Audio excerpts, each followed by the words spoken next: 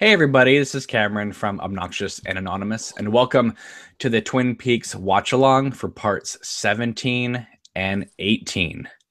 My guests today are Mandy. How's it going? Good. How are you? Doing great. And the other person you saw was Annie. Welcome, Annie. Hi Cameron. Hi, everyone. Hi, Mandy. Hi. When I said Mandy, it cut to Annie for some reason. Oh, okay.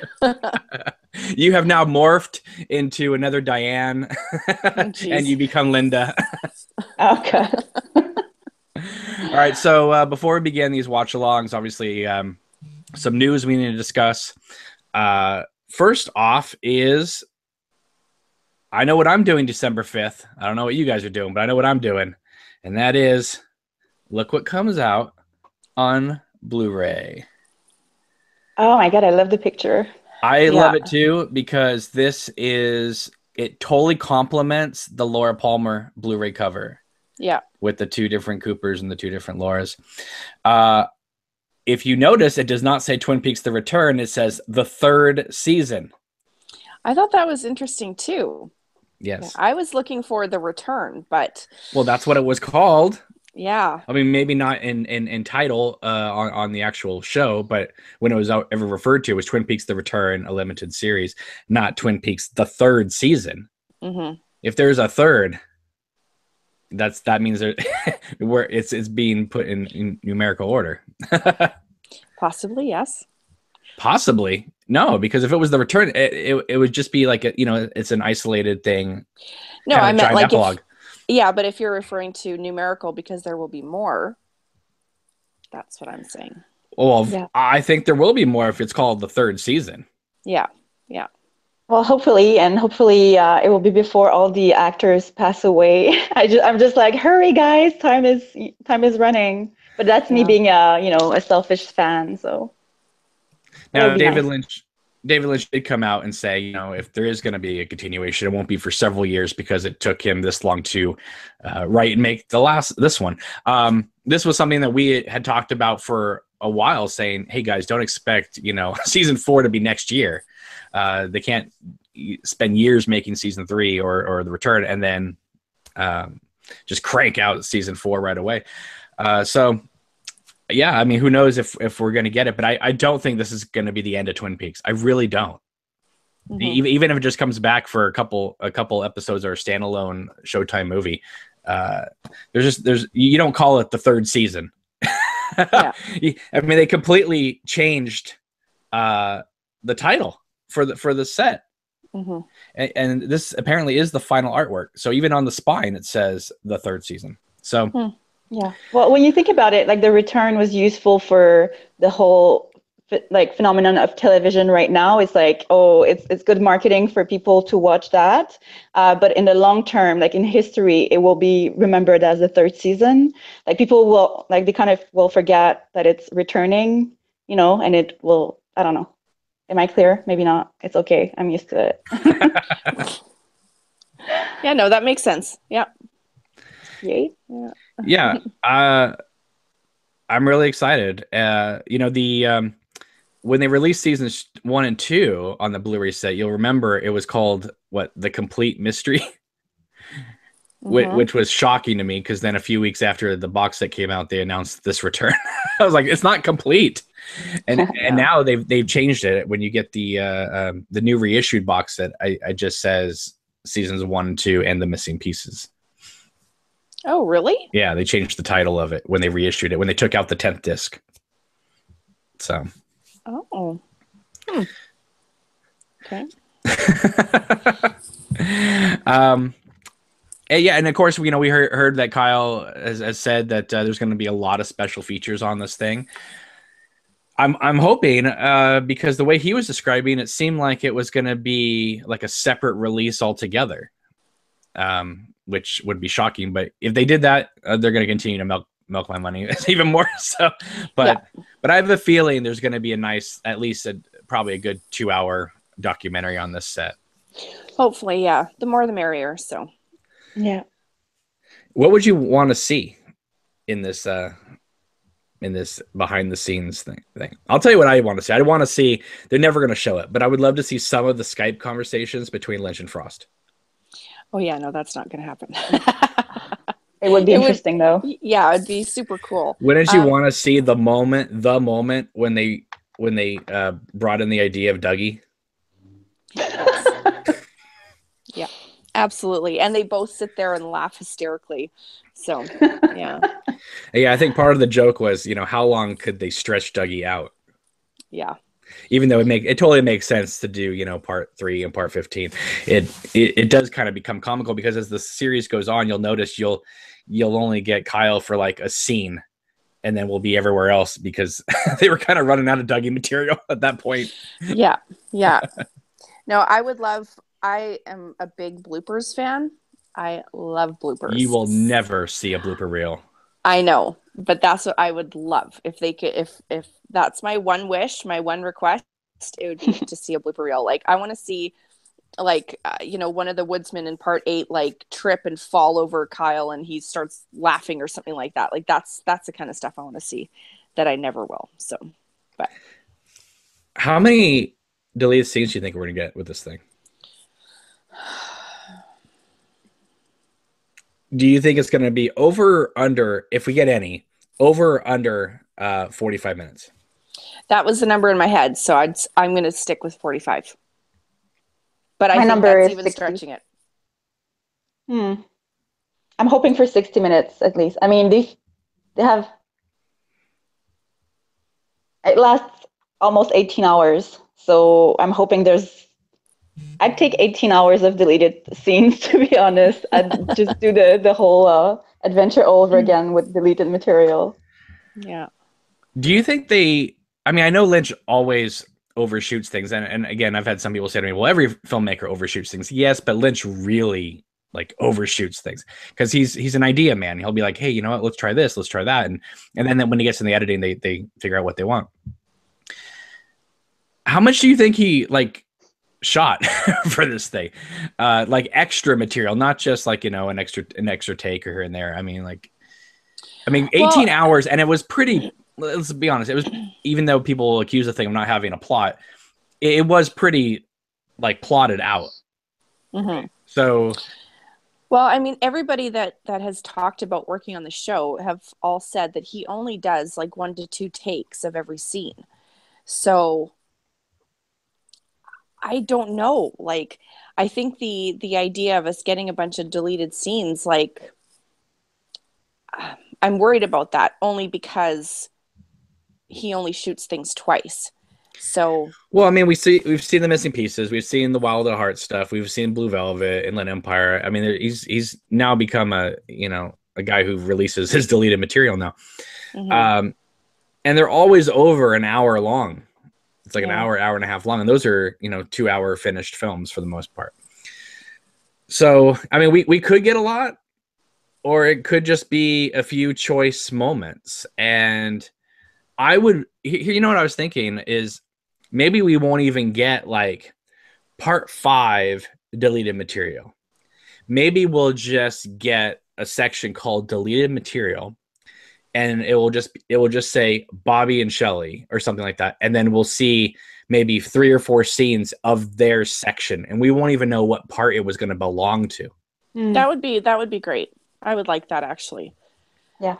But I part of me kind of doesn't want to see a whole bunch of deleted scenes either, because there are lots of moments in this show that are long and that have no dialogue, that there's nothing really happening. And I don't want to start putting all these pieces together in my head oh, that could have gone there. I don't want to get frustrated. Do you know what I'm saying?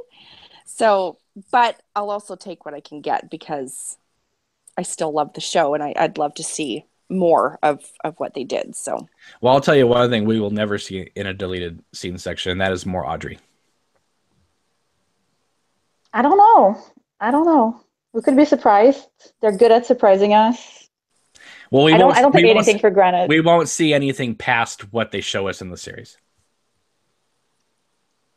Who knows? I don't want to be pessimistic. I see what you mean. I see what you mean, but well, if they shot anything with her past that mirror shot, I would be surprised that it didn't make the final cut. That's true, but they did. I don't know if it was extended or if they recreated the bathroom scene. and that just showed up out of nowhere one day on, I guess it was The Missing Pieces. Did they just shoot that for Fire Walk with Me? No. It's in the Fire Walk with Me script. And because they started the movie almost immediately after the series, they still had some sets left. And so they were able to use those sets. They didn't have to rebuild the bathroom in room 315. Okay, so that's a brand new. They reshot that after the show is over. Okay. Yes. Yeah. Okay. So, but yeah, I mean, December 5th. We were hoping for sort of a Christmas release, and there it is. Mm-hmm. It's amazing to me how quickly things are released nowadays. Remember when you had to wait like a year, 7 months for Buffy to come out and all this stuff, and now it's like, okay, in 2 months, here you go. So yeah, I remember Buffy season 6 was on TV when season 2 got dropped on DVD. And now companies drop the last season like 3 weeks before the new season starts, so everyone's caught up. So yeah, it's crazy. All right. Well, one more thing. Do you think they're just going to release this, or do you think Showtime is going to release another box set with everything in there? And maybe with a bonus disc to make us crazies have to get that too. Well, I don't really care what they do. I'll buy everything because I'm a sucker. So, but I would actually like to see, I'd like to see a different cover.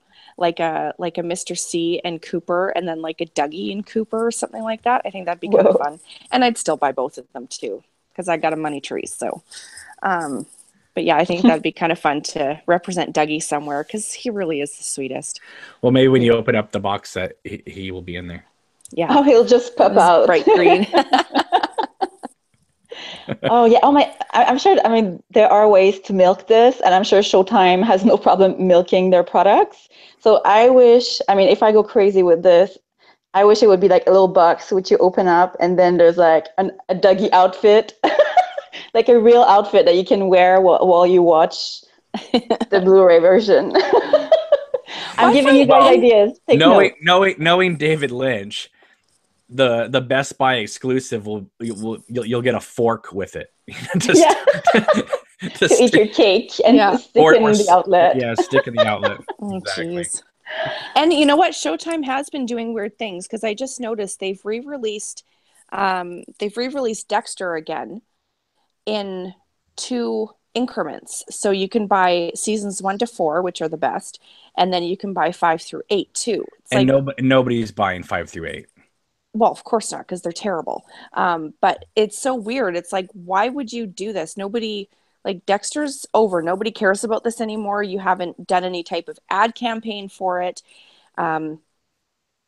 It's very strange. So who knows what Showtime's going to do, but they obviously like to do multiple things to make money. So we just have to keep our eye on what actually hits the stores. So got to keep your eye on, what is it? The hole and not the donut, or what was it, that Lynch quote?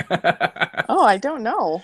Yeah. I can't remember. But you guys know what's funny? I actually had a dream about Dexter last night. I'm not even, he shook my hand, and then there were a lot of zombies in a castle, and I had to sing to the zombies to make them fall asleep. So it's a sign, okay? It's a sign that Dexter is still relevant today. I thought you were gonna say that he enjoyed wrapping you in plastic. No, he didn't kill me or anything. It was a bit weird though. I was like, this guy is probably like the chief of the zombies, but that's really weird. Never underestimate Michael C. Hall. Yeah, like Michael C. Hall can be the king of the zombies, and I would still bow down to that. So there you go. Yeah. Okay, let's move along. All right, Mandy. Let's watch along. Don't get me started on Michael C. Hall, because I love him. Well, we're not quite there yet, Annie. So. Oh, sorry. I'm eager. You are eager. All right. So, Mandy, from our last conversation, I just want everyone to know that I did snap at Target today. I picked up this. This is the limited Roadhouse edition. There's no foot in the puddle. You wanted to see what the inside is. This is all the inside is. That's it. That's it. That's it. Is there a booklet? No. What? Yeah. And But what else is there? well, first of all, American Woman is not on this CD. It's on the Score CD. So That's weird. it is weird. Because these are just the except for the opening theme, these are all just the Roadhouse performances. Okay. Well, that makes sense then. Right. Did you get the score too? No, I can't find that in the store. So I got that on Amazon. But right now, Target has this for $11. And if you act now, you get an awesome cardboard Bang Bang Bar coaster. Oh my gosh. I can sew that on a shirt for you. No thanks. That's hilarious. Yeah, and they make it very clear. It says exclusive. Come on, focus. Yeah. I want to focus. I hate my camera sometimes. We get the idea.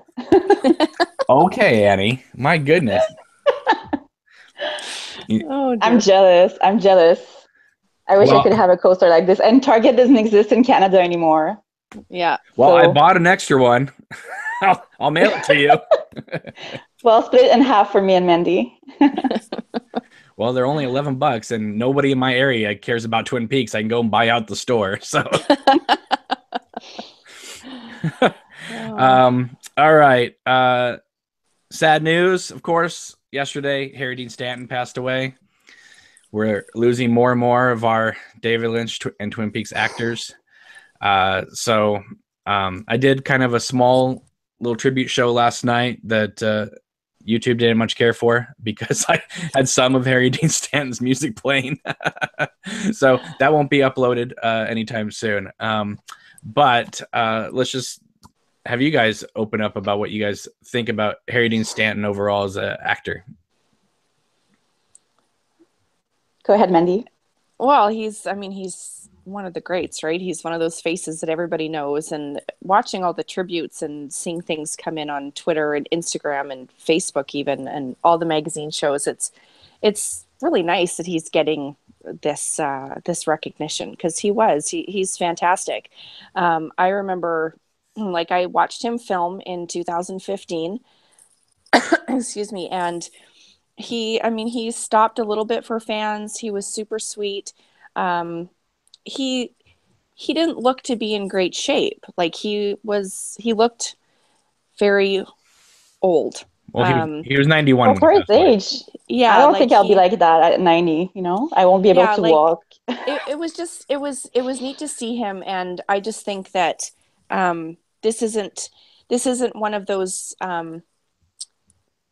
this is more of a like a celebratory type of passing, because he did so much in such a long amount of time. Like, we had him for a very long time, and we're just really fortunate. So it's sad, and but man, we got a lot of stuff out of him, so that's really cool.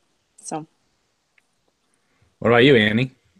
Well, I have to make a confession. Remember that I'm French Canadian, so a lot of American culture reaches me, but I get other things as well. So I'm not completely aware of which actors who played in what. I mean, some people I do, but I discovered him in Twin Peaks, and now that he passed away, I'm like, oh, he was in that movie as well. So I have like the opposite perspective than you guys, and I'm sorry. I apologize to anyone who will be offended by the fact that I'm French Canadian. But that's it. I just discovered a whole world of great cast with Twin Peaks. So all the actors, I wouldn't have known their names, like Sherilyn Fenn, like anybody I wouldn't have known without Twin Peaks. So, it's I'm a late bloomer. So I'll now that he's passed away, I'll get to rewatch all the things I've actually seen him in before and be like, oh, that's Carl, So that's the beginning of my journey.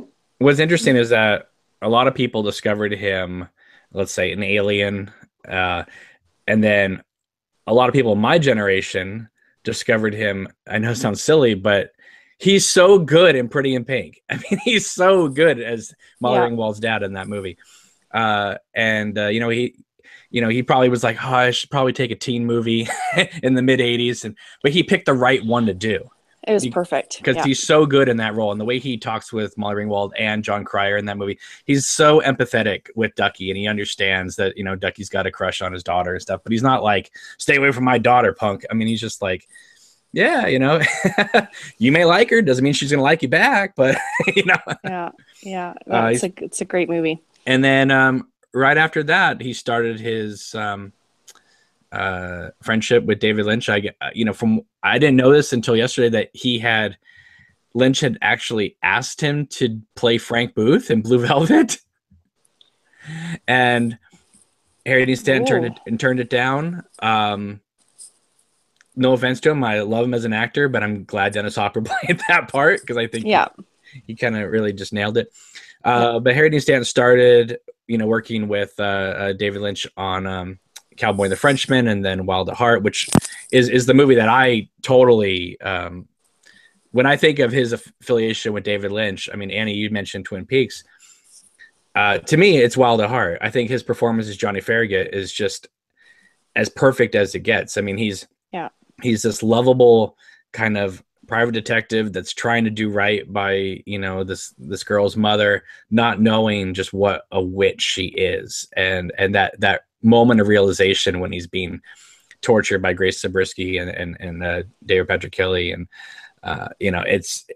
that last look he has when he just looks at the camera with those like puppy dog eyes and realizes he's dead, is one of those moments that just has always haunted me. Because he knows he's screwed at that moment, and obviously I love him in Twin Peaks. Carl is such a weird character because he kind of just shows up in Fire Walk with Me as this kind of like cantankerous old man running this trailer park, and then I mean how the conversations went with The Return is, can we get Harry Dean in this? Well, David, he ran the Fat Trout in Deer Meadow. Well, this can be the new Fat Trout. And that was the end of the story, Yeah, exactly. It wasn't like, there was never probably a discussion of like, well, how did he move it from Deer Meadow to Twin Peaks? There was none of that. It was just like, get Harry Dean in this. It's the new Fat Trout. He's moving up. And what's really cool is when you look at his character in The Return, he's almost a different Carl than he is in Fire Walk with Me. In Fire Walk with Me, he's just kind of mean old bastard, don't wake me up before 9 and where's my hot water, Carl? I'll get it for you, go over here, but in this one he's so empathetic with everybody. It's like, oh, you don't have to sell your blood to pay the rent, and he obviously he's the only one that approaches the young mother whose son just got killed. So it's a different, it's almost like an evolved Carl, and Mark Frost has gone on record to say that Carl is the original Bookhouse Boy, which is great revisionist history there. Because, when Lynch and Robert Engels was doing Fire Walk with Me, they had no clue that he was the original Bookhouse Boy. But anyway, I was glad just to see him get a nice part in The Return. And obviously he's only in a minute of The Straight Story, but he's great in that. And Inland Empire, so he's been working with Lynch for years. And then they're in this movie Lucky together, right? Mm-hmm. Which is, I don't know if it's out yet, but it'll be out soon. It comes out on the 29th. Okay. And then he's got one other movie in post-production. So he yeah. Okay. But I mean, him and Lynch had like this huge, 40-year friendship, and he almost became like the new Jack Nance for David Lynch, Exactly. So, yeah, it's very sad. And if you guys can see, a lot of his movies, Paris, Texas, and a lot of, he was one of those actors that, oh, he's in this, and Roger Ebert would say no movie can be bad if you have Harry Dean Stanton in it. So no, he's fantastic, and I hope everybody takes the time to actually just watch some of his stuff to kind of honor how great he really is. So, yeah, it's a shame, but he left us with really great stuff. So it's a shame, but he was 91 and he smoked every day. Well, that aside, he did good. He lasted a long time. That's what I'm saying, right? There's some people who don't smoke at all and they die of lung cancer at 35. Exactly. Yeah. So And one thing that Harry Dean Stanton was known for, whether he worked with David Lynch or John Carpenter, a lot of times he would say, I'll do your movie on the condition that I get to rewrite my whole part. And so a lot of times, like, the directors would let him just, say, okay, you got to hit this beat, but you can make up your own dialogue. And he would do it. He would write out new dialogue for himself so that it would fit whatever he wanted to do. So do you think he did that in season 3 then? Yes. And it was his idea with the blood transfer and everything? Oh, I don't know about that, but I think that like that scene in the car with Jeremy, I know that scene wasn't what was written. David Lynch gave them new lines that day. And I'm sure some of those lines were Harry Dean Stanton lines. It's because when you see Harry Dean Stanton just sitting in the back of the car, that just seems like Harry Dean Stanton is just chilling out as they're, driving along. Yeah. But it was great that he was part of this whole return. And Lynch, he put out a statement yesterday saying, basically we lost one of the great ones. And no, I agree. It's just amazing how many people have passed away in this in this new Twin Peaks. Either right before or during or right after. I heard yesterday that Catherine Nicholson died 4 days after filming her part. Mm-hmm. And then Miguel Ferrer obviously was right after he filmed his part. So, a lot of people that Lynch worked with directly, are no longer here, and that's making me nervous. Well, it also makes you think, how are they going to do anything else moving forward if they're losing a lot of the regulars? Yeah. Well, even David Lynch isn't a young guy anymore. I'm just hoping everybody stays healthy for as long as possible and keep their creativity going for our sake, really, and their own sake as well. They love it. So I want them to do whatever keeps them happy and keeps them, like, their heart beating, Right. Right. All right. Moving on here. Last topic before we get into the actual watch along. So somebody actually was kind enough to send me something that I, for a long time, kind of resisted watching. And that is the Fire Walk With Me fan edit done by somebody named Q2. It came out pretty fast after the missing pieces dropped. And so I was always like, oh, I knew this was going to happen. Someone was going to make the fan cut. And it's just what the internet does. And the fact that it came out pretty soon, it was almost like a week or so after the missing pieces came out. So it seemed very opportunist. And it just seemed like, okay, we just got the missing pieces and we're just going to cram everything in there and without even thinking about what we're doing. And then I guess it's gone through several revisions. So I happened to see the last revision. And I kind of, after this return and being with Fire Walk With Me for over 25 years, I was like, okay, the return's done, kind of still in the Twin Peaks mood. I'd like to see something new. If I had the opportunity to check it out, all right, I'm now ready to kind of just kind of look at it as kind of a standalone thing. So I took a look at it, and I have to say that for the most part, I was pretty impressed. And I do not say that lightly for fan edits. If I was to give it a rating, I would give it an A-. I have some issues with it.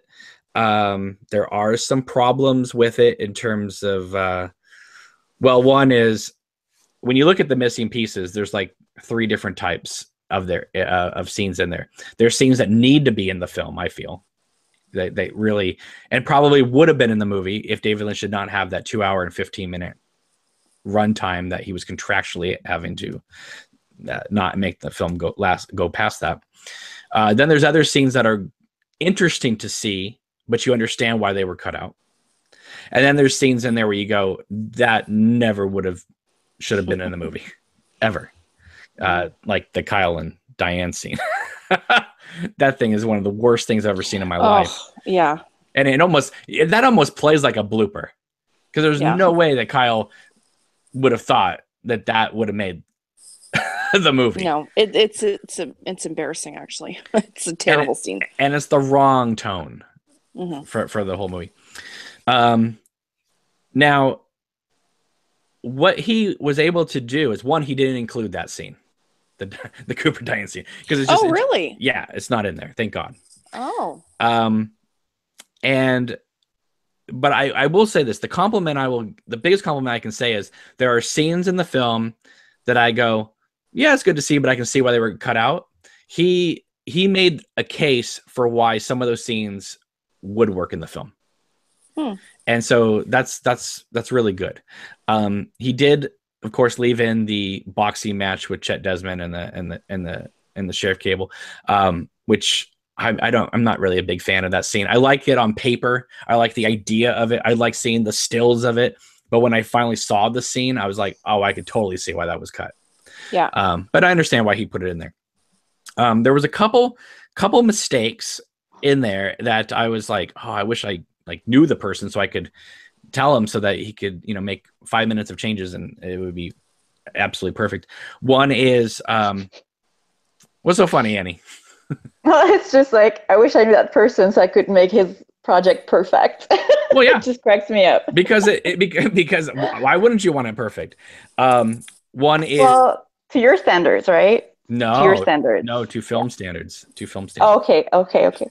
Because there's that scene in the theatrical movie where it's the last day of Laura's life and she's in her desk at school, and she's watching the clock, and then she gets up, and then it dissolves to the chair. And the script, it's very plain, saying this is, the chair that she will never see again. This is, her desk, and that's why it shows it empty.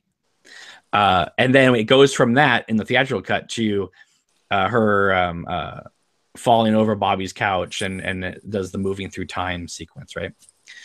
Well, in this one, it goes from the chair to her eating dinner with her mom and the asparagus, right? And it's a great cut. Okay, It totally works.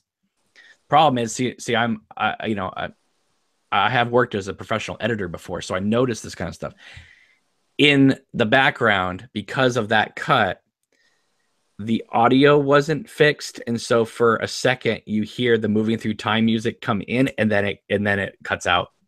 So that needs to just be clipped out. Second of all is the scene of Laura on the staircase where she looks at the fan and she smiles, and it's that gnarly smile. That's a great scene. Love that scene. The problem is that in the theatrical cut, David Lynch put a kind of a truncated version of it in the movie itself, with her just looking, and it go, you hear Bob saying, "I want to taste through your mouth," and she's like, "No," and then it dissolves to Cooper. Well, he includes both of those in the film at different points in the movie, when one was just the shortened version of this other scene. So you kind of want to put the long scene in there and not have the short one in there like an hour earlier, because it's the same line of dialogue pretty much. So there's that. But overall, I would say it was really, really good. And shocking that some of the transitions. I mean, one thing that I really liked too is that he understood. One, he more or less followed the script. And if you know the script, you'll know that the scene where she goes to talks to James outside her house, in the movie, it takes place 2/3 of the way through the movie. In the script, it's halfway through the movie, and so he moved that scene up in the fan cut to where it is in the script. So that was great. The other thing is the Philip Jeffries section, because if you read the script, it's really shocking, because Laura comes out of her house, she meets up with Donna, and then it then cuts to the FBI office, and we get the Philip Jeffries scene. And after it's over, it cuts back to Laura walking to school. Right? And when they move that up before the introduction of Laura, they had to cut out Philip Jeffries talking about 1989, because when they moved it up to 1988, but in the script it takes place the same year as Laura, so that's why he's talking about 1989. So that was another reason why Philip Jeffries got kind of truncated, because he can't be referencing 1989 when they're in 19, even though he's time traveling. I understand, but still, it was supposed to be 1989, but they moved it to 1988. Okay. But he took out the 1989 line so it would fit. Even though we get the long Philip Jeffries section, he did make it so that it did work with the context of the time. So he actually thought about that kind of stuff. So I was really impressed with that.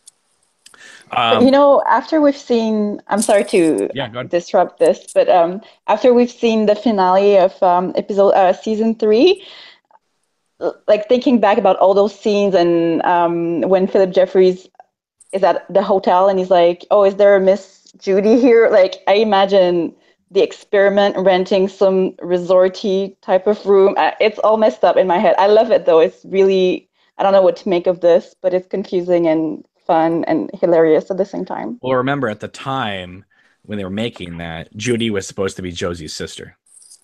I know, but it stays. It's an archive now, so I get to make that funny comparison or scenarios now and laugh at it. no, totally. But overall, I will say it's pretty good, and that's something I didn't think I'd ever really say. But he was able to nail some of the transitions. One of the transitions I was really impressed with was when Laura discovers her diary's pages have been ripped out, and then she bolts down the stairs, and then in the movie it just dissolves to her going to Harold Smith's house.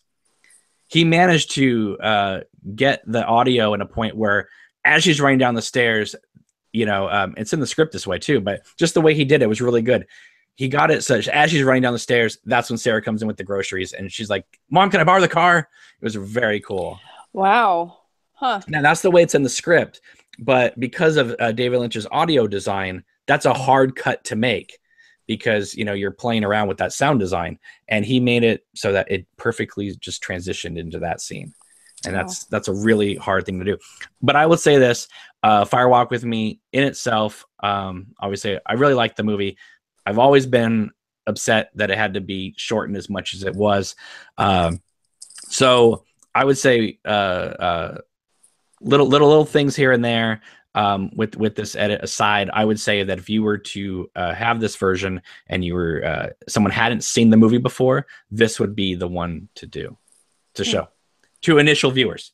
Yeah. And I think that any Twin Peaks fan, if you get a chance to check it out, I think you should, just as sort of an extension. And he does things with sound, with some of the music, like he adds music to scenes that didn't have music, and but it worked. For instance, like that whole. It's so interesting because sorry, my voice cracking.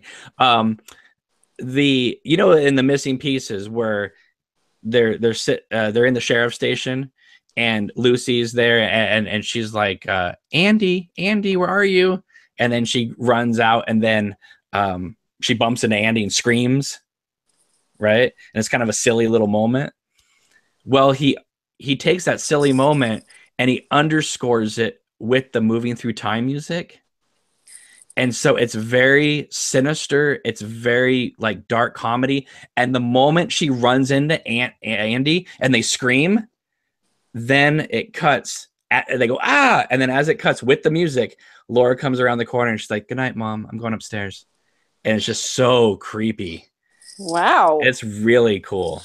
Jeez. And I mean, that's the way it is in the script. But when you see some of it play out the way it is, you go, yeah, you know what?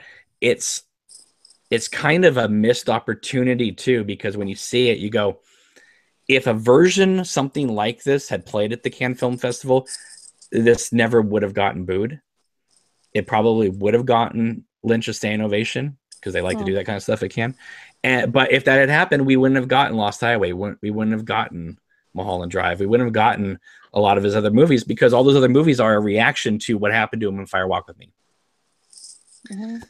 So, it's but No, I was really impressed, and I think it's something that should be checked out. I understand if you're just a Lynch fan, just like what David Lynch put out is what he put out, and that's great. But remember that if David Lynch had had 2.5 hours, 2 hours and 45 minutes, it would have been a different movie. It's only 2 hours and 15 minutes because he only had a 2 hour and 15-minute runtime that he had to follow. Because I remember at the time he said, "I'm sorry, I had to cut out so many people to get to that runtime." So, but it is interesting. It's really interesting, and again, he can only work with what he has, because if you look at the script, there is a lot of stuff in the script that's not in anything. The final film, the missing pieces. So there's so like, yeah, there's not the lines between James and Laura that are in the script and stuff. So there's still a lot missing, but as everything that we have available to us right now, it's very cool. I think it's very interesting, and yeah, so check it out. Imagine if he would do another version of his fan edit with the new footage from part 18. That could be cool as well. With Cooper listening to what's happening with Laura. That would be nice. But that would be shocking if all of a sudden Cooper just shows up in Firewalk with Me in the woods. That would be cool. I like that. I mean, he seems to be everywhere in that movie as it is, but yeah. I mean, there's a few little things in there. Maybe I'll do kind of a longer review of it for the channel. But no, I was really impressed, because I thought it was just going to be all the missing pieces just kind of like just thrown in there, but there was actual care and finesse of like how they were put in there. So that was impressive. So that's cool. All right, guys, let's get to this watch along. I'm sure people watching this video will be like, when are you guys going to start watching the video? I want a timestamp. Well, guess what, guys? This is part 17 and 18. This is the final watch along for this initial viewing of Twin Peaks: The Return. So we're kind of taking our time with this. So are you girls ready? Yep. Let's do it. All right, we're going to set up part 17 here. And I will let you know when the Showtime Presents starts. And I'm going to start it in 10, 9, 8, 7, 6, 5, 4, 3, and 2, and 1. Hit play.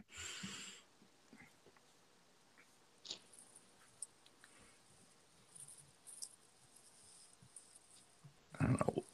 Showtime seems to renew all their shows like so so fast, and nothing for the new anything new with Twin Peaks.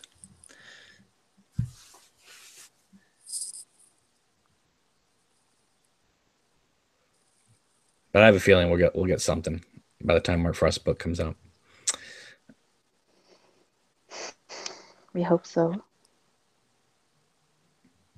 Maybe Mark Frost will announce another book. Showtime Presents. And this is funny.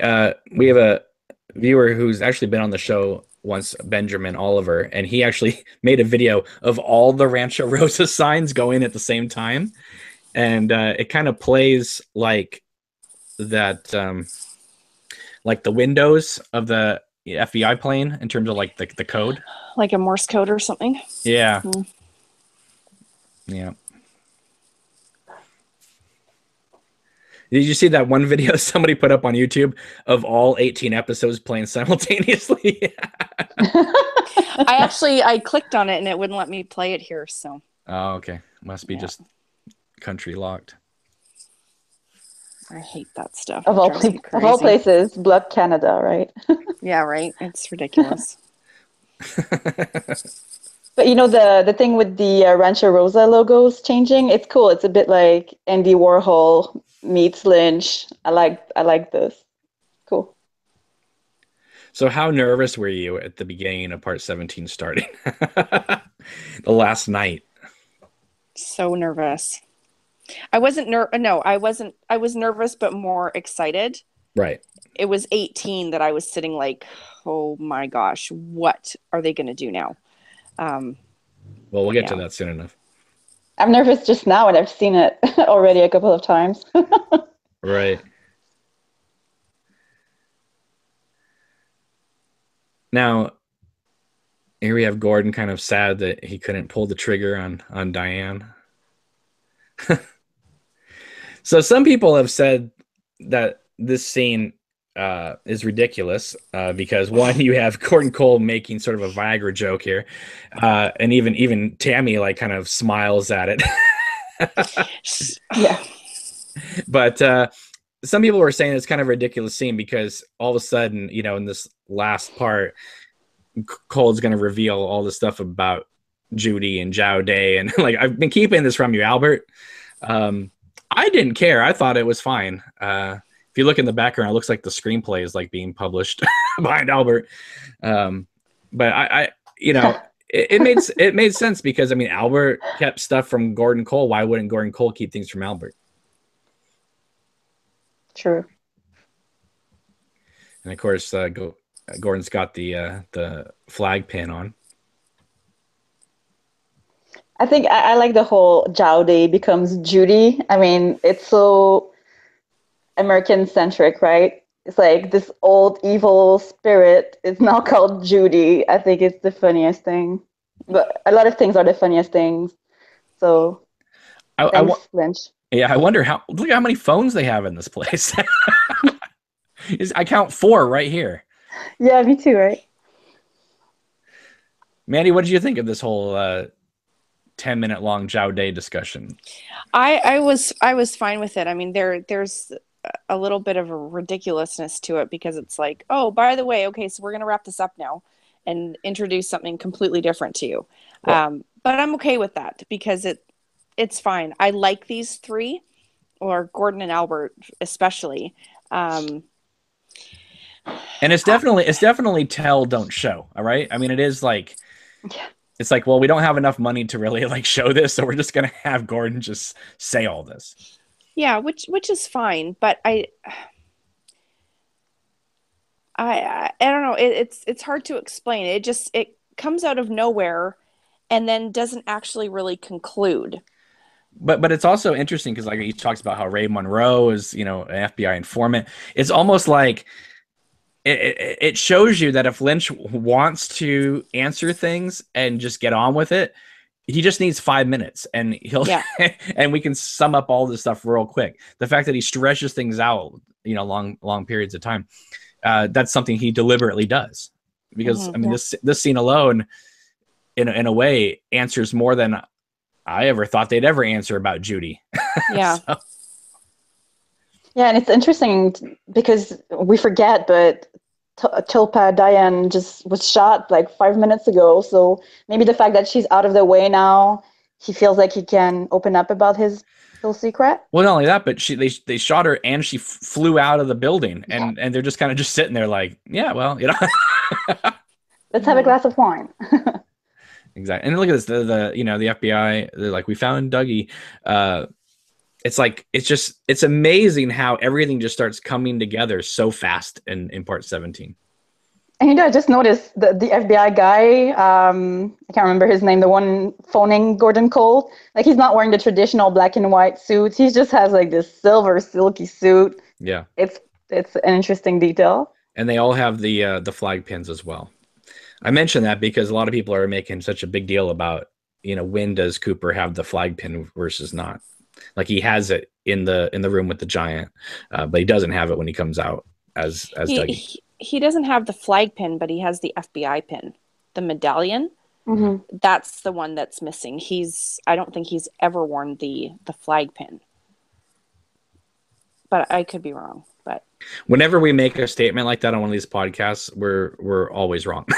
So. Yeah, it's mainly my fault. I'm sorry. What do you think about the number 10, the number of completion? What does that mean? It's so random. It is random, but I'm okay with it because I don't need to really understand it. It's just, I just like to feel like there's an internal logic to what's going on, whether I understand it or not. I like to just, I just love the way Gordon Cole is like, how the hell is this? Yeah. And then all of a sudden Tammy can bring up his entire, you know, every single step he makes over the last week. It's just, it's hilarious. Well, what I find funny is why did the FBI, you know, in Vegas take so long to find Dougie?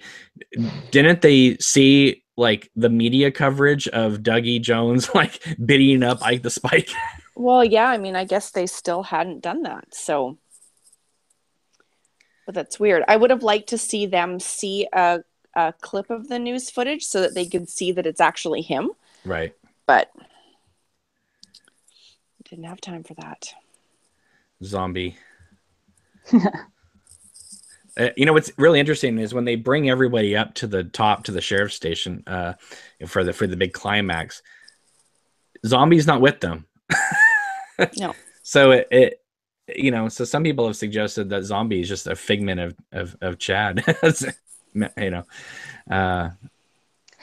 and I was thinking last night, I don't know, I was just so tired, but the fact that he is, chatting with NATO, and she will soon let us know who's hiding behind her fake face, and at some point he's kind of trying to remove his own face. So I don't know. There's probably no relationship, but maybe a little tiny bit. I'm still not sure what to make of this, but I'll think about it. I'll let you know in 2018. But I love, again, this recall to Fire Walk with Me with all the electrical power lines and stuff like that. It's pretty creepy stuff.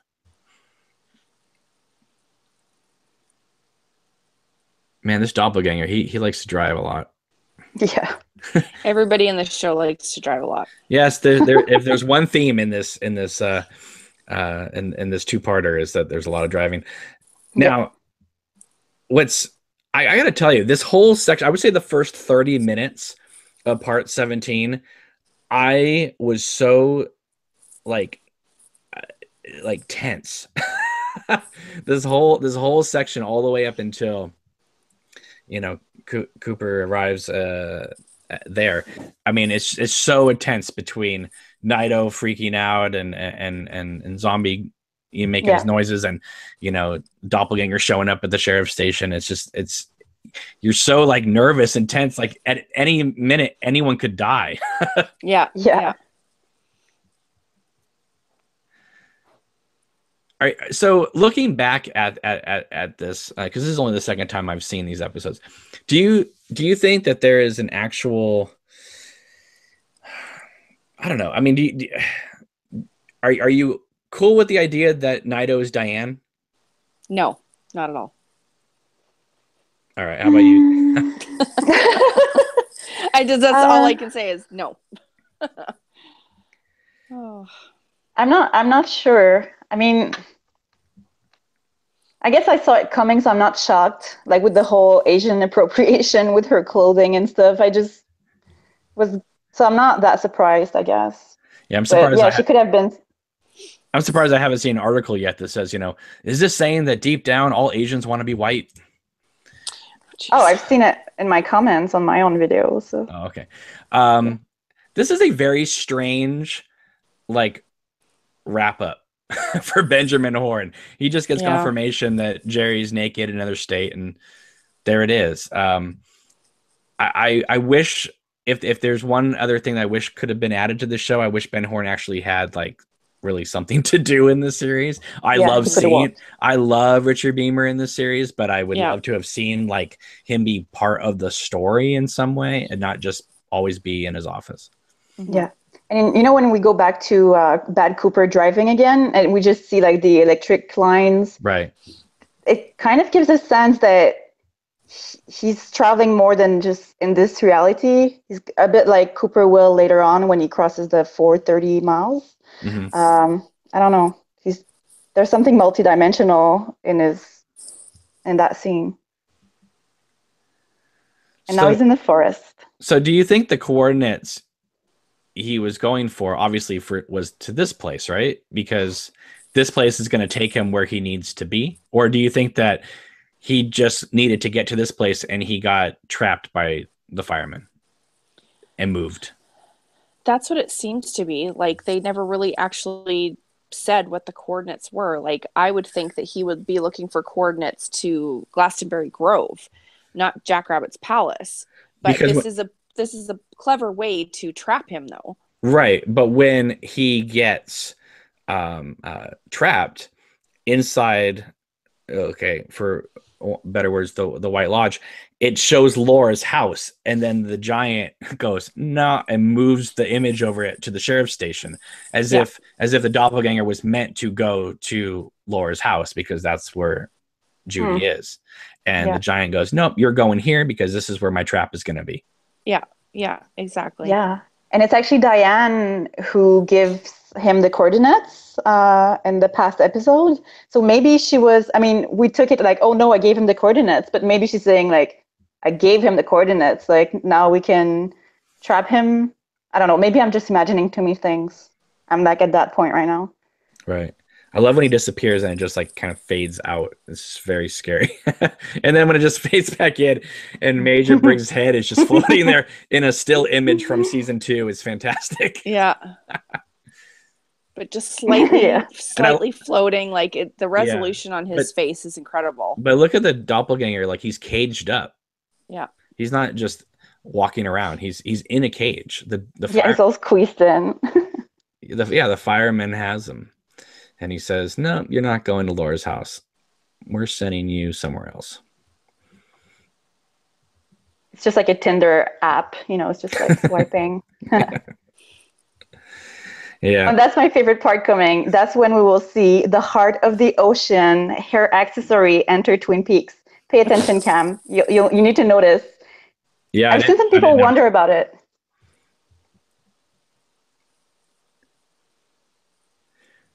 So it seems like obviously the giant has put everybody at the sheriff's station for this showdown. Some people have complained that, why couldn't Cooper be more of the showdown? Why does it have to come down to Freddy versus Bob? But I don't know. At that point, I didn't really care. I was so into the show. I didn't even notice that. Yeah, it was Cooper's done enough. Like he's been through enough. Like let someone else take the fight for a second because he's got other things to do. He has his other journey to go on after this, which well, that's the other thing, right? I mean, I always assumed that Cooper was trapped in the lodge and he needed to get out of the lodge and just kind of resume his life. But this series makes it very clear that he is an agent of the lodge now, and because how can you just go back to your life after you've seen what you've seen? He's become Major Briggs. Yeah. So all right. So let me see this hair piece. Yeah, it's so shiny. Oh yes. I'll never let you like reject. Zooming in on it, It doesn't go with his leather style. I think it's important. It's probably a jewelry from somebody he killed, Right. What a creep. But see, this part, I remember just being really tense because he shows up and all of a sudden Naito's like, oh no, he's here. Yeah. Well, at this particular, it's not until like right now. Now notice how know that he wasn't. We didn't even know he was at the sheriff's station. So right, but notice how like they don't have the camera showing the sawmill across the street like they did in an earlier episode. Yeah. Now, okay. I've heard the theories online. Okay, first, this is a scary shot of Kyle just approaching. But I've heard everybody was like, "Oh my gosh!" Yeah. But I've heard theories online saying that Andy is playing dumb here, so that he can trick the doppelganger to get into the sheriff's station. Absolutely. You think so? Absolutely. Think so. Okay, because that may be on paper what it is, but I don't think it plays that way. It totally just plays to me like Andy just doesn't even realize that's the other Cooper. Yeah. Well, no, because he saw the flashes of both of them. Oh, I agree. Well, you'd think so, yeah. And as soon as he talks to Lucy and Cooper Mr. C walks away, his whole demeanor changes. So it's, he played it more like, oh, right, this is happening now. But I actually see it as, he was just playing dumb, and it's like, okay, everybody, it's showtime. Let's do this. Okay. Well, see, I want to really get behind that. Okay. I just think that Harry Cose's performance he just seems like Andy's like forgotten everything in this outside. Yeah, but that was for his own sake, because if he would have remembered, like, I don't think he's able of playing dumb. I think he's either dumb or not dumb. But I think it saved his life because he's not a good actor, Andy. He's not. So I think It was meant for him to just remember once he looks at Oh yeah, where Lucy. he's like everyone's gonna be so happy to see you. He's got a little picnic basket and everything. See, Yeah, and see with like this, a child. well, also with the station wagon, it's the Meals on Wheels, station wagon. And Lucy just punching one hole at a time on her sheet of paper. You gotta love her. But she's definitely not in on this plan. She has no clue what's happening. And I'm pretty sure that this was filmed before they did the California stuff, because his makeup is different and his wig is a little bit different. He looks horrible. Like Cooper looks really, really bad. He looks sickly. Like they haven't really figured out how to fix him up yet. So I wish they would have, I don't know. I would have liked a reshoot of this actually, because he looks so obviously bad. See Andy right here. Yeah. No. The doppelganger walked away, and he was still smiling at Lucy, and now he's like getting like deja vu about the whole thing. So I don't think he really knew. Maybe the giant protected him during that scene, and now he's like flashing him. But no, but that flashback that he has though, right. He remembers he trained Lucy what to do because he knew what was going to go on. So I think what we just saw there was him putting her in position, saying, I'm going to put the chair here. You're going to stand here. You lift the gun up, bang, and you'll get him right in the back of the neck or wherever it is that she shot him. I think he. You really think they like rehearsed this? Oh, absolutely. I don't think so, because the way how surprised she is when the real Cooper is calling, I don't think she could be aware of anything. But maybe I'm just underestimating them. But I don't think so. Well, no, everyone's underestimating Chad. I mean, who was to know he had a key in his shoe? In his shoe. It's like Leo Johnson, new shoes. Yeah. Now, okay. Sheriff's station, or sorry, sheriff's office. Look how big this door is. Uh-huh. I mean, it's like a garage. Yeah, it's like we knew that we were going to have 40 people showing up in this room in about 5 seconds. Oh, and look at Cooper's hair now. Now it's like been blow dried. Yeah, he's got to blow. It's man, he looks so good he doesn't look so good, but he's perfect Mr. C the entire show. It's just this one episode where it's like, okay, this was before they hammered it out. So, but I do like the shot of him in the chair. Like that's fine. Yeah. It's better, but yeah. But yeah, they've definitely done some remodeling to the sheriff's office. I mean, it's that door is like, you can't even believe how many people can fit through that door now. Yeah. And I wonder why he starts tearing at his skin. That seems kind of weird too. Like why Zombie all of a sudden is just like, oh, I gotta remove my face, tear a big hole in my face. Well, because it just adds to the tension of the whole scene. Yeah. Because everyone's just going berserk because evil is in this building. Yeah, that's true. Yeah. Oh my gosh. Why did he have a string tied around his face? Was that to hold his napkin over his... Gross. It's so disgusting. And then he starts poking. And he's like poking. Oh man. He's like a teenager who can't stop playing with his acne. I like how James and Freddie are just like, what on earth? We're just gonna hunker down, hide in this cell here. But what really did happen to Zombie? What led him there? What's wrong with him? I love that guy that plays him. He did such a good job. Like, he does so good. But like, all right, here we have the superhero Avengers moment here. I love it.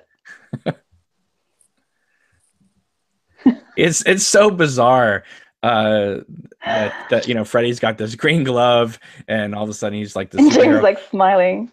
I almost wish at this moment they would have just gone like way over the top with it and just showed that like everybody had a role to play in this, and they they had just played dumb the whole time with everything. Yeah, I was hoping for James to have another purpose, like with the whole furnace sound. Maybe he knew something, but it seems like he's just there to take Naito by the shoulders and be nice to her for 1 second. Poor James. I was super tense during this whole scene. Because Forrester seems to like know Yeah. that he's not the real Cooper, but he almost seems like he's also tricked too. I don't know. It's hard to get a read on him as to what he's actually thinking, because he's already told. See, right now he's surprised that he's not talking to the right Cooper, but he's already told Gordon there's two Coopers.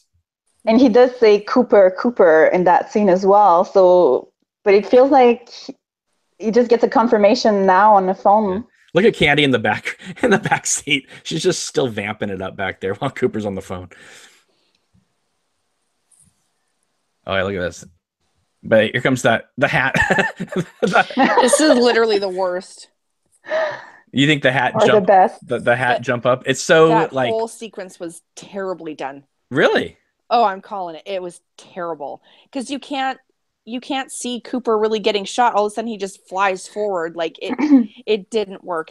I think that was just the most terribly edited scene. Wow, yeah. Mandy. I disagree. I know, I was very upset with this scene. I wasn't upset. I was just like, that was dumb. They could have done, with all the beautiful things they've done, they could have done a lot better. I like when Cooper says, "Don't touch him, stay away from the body," and the first thing he does is run in and touch the body and put the ring on. Exactly. But he's okay. He's been blessed by the lodge. Only he can do it. Yeah. Right.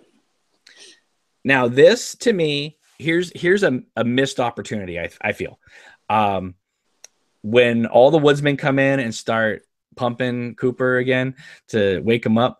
I wish that the woodsmen, because they'd already killed Bill Hastings, right? Oh, here comes Hawk running in from the bathroom. What'd I miss?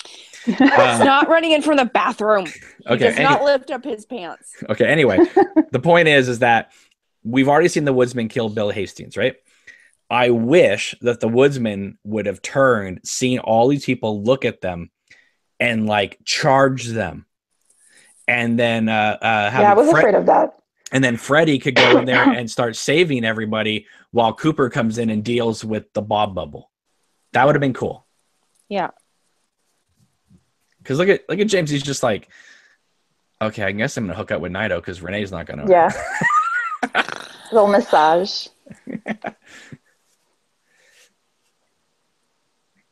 And poor Robert Forster doesn't get up from this desk for the rest of the scene. I'm so glad they brought that music back in. Yeah. Everyone just doesn't seem like they're kind of just all shocked. Like what on earth? And they're playing Doppelganger's guts like a piano here. They're just kind of playing chopsticks or something. I really don't get that process to revive that Coop or whatever. It's not even revived, so. And then we get this night for day shot here where it's like they put this like tint over the camera to make it look dark when they shot it at like 1 PM. I screamed a little bit then when he drove up and he got out, and I'm like, yeah. But you know what though? I mean, people were saying like, oh, we got Cooper for only like an episode or so. I would say we only got Cooper for about 5 minutes in this whole series, besides the opening episodes, because he's not in the whole episode as Cooper. I mean, he wakes up and then we cut away and all this kind of stuff. So, we didn't get a lot of Agent Cooper in this back half, and I'm okay with that. But I know some people who weren't. Poor Kyle. You know, these woodsmen, they're pretty rough.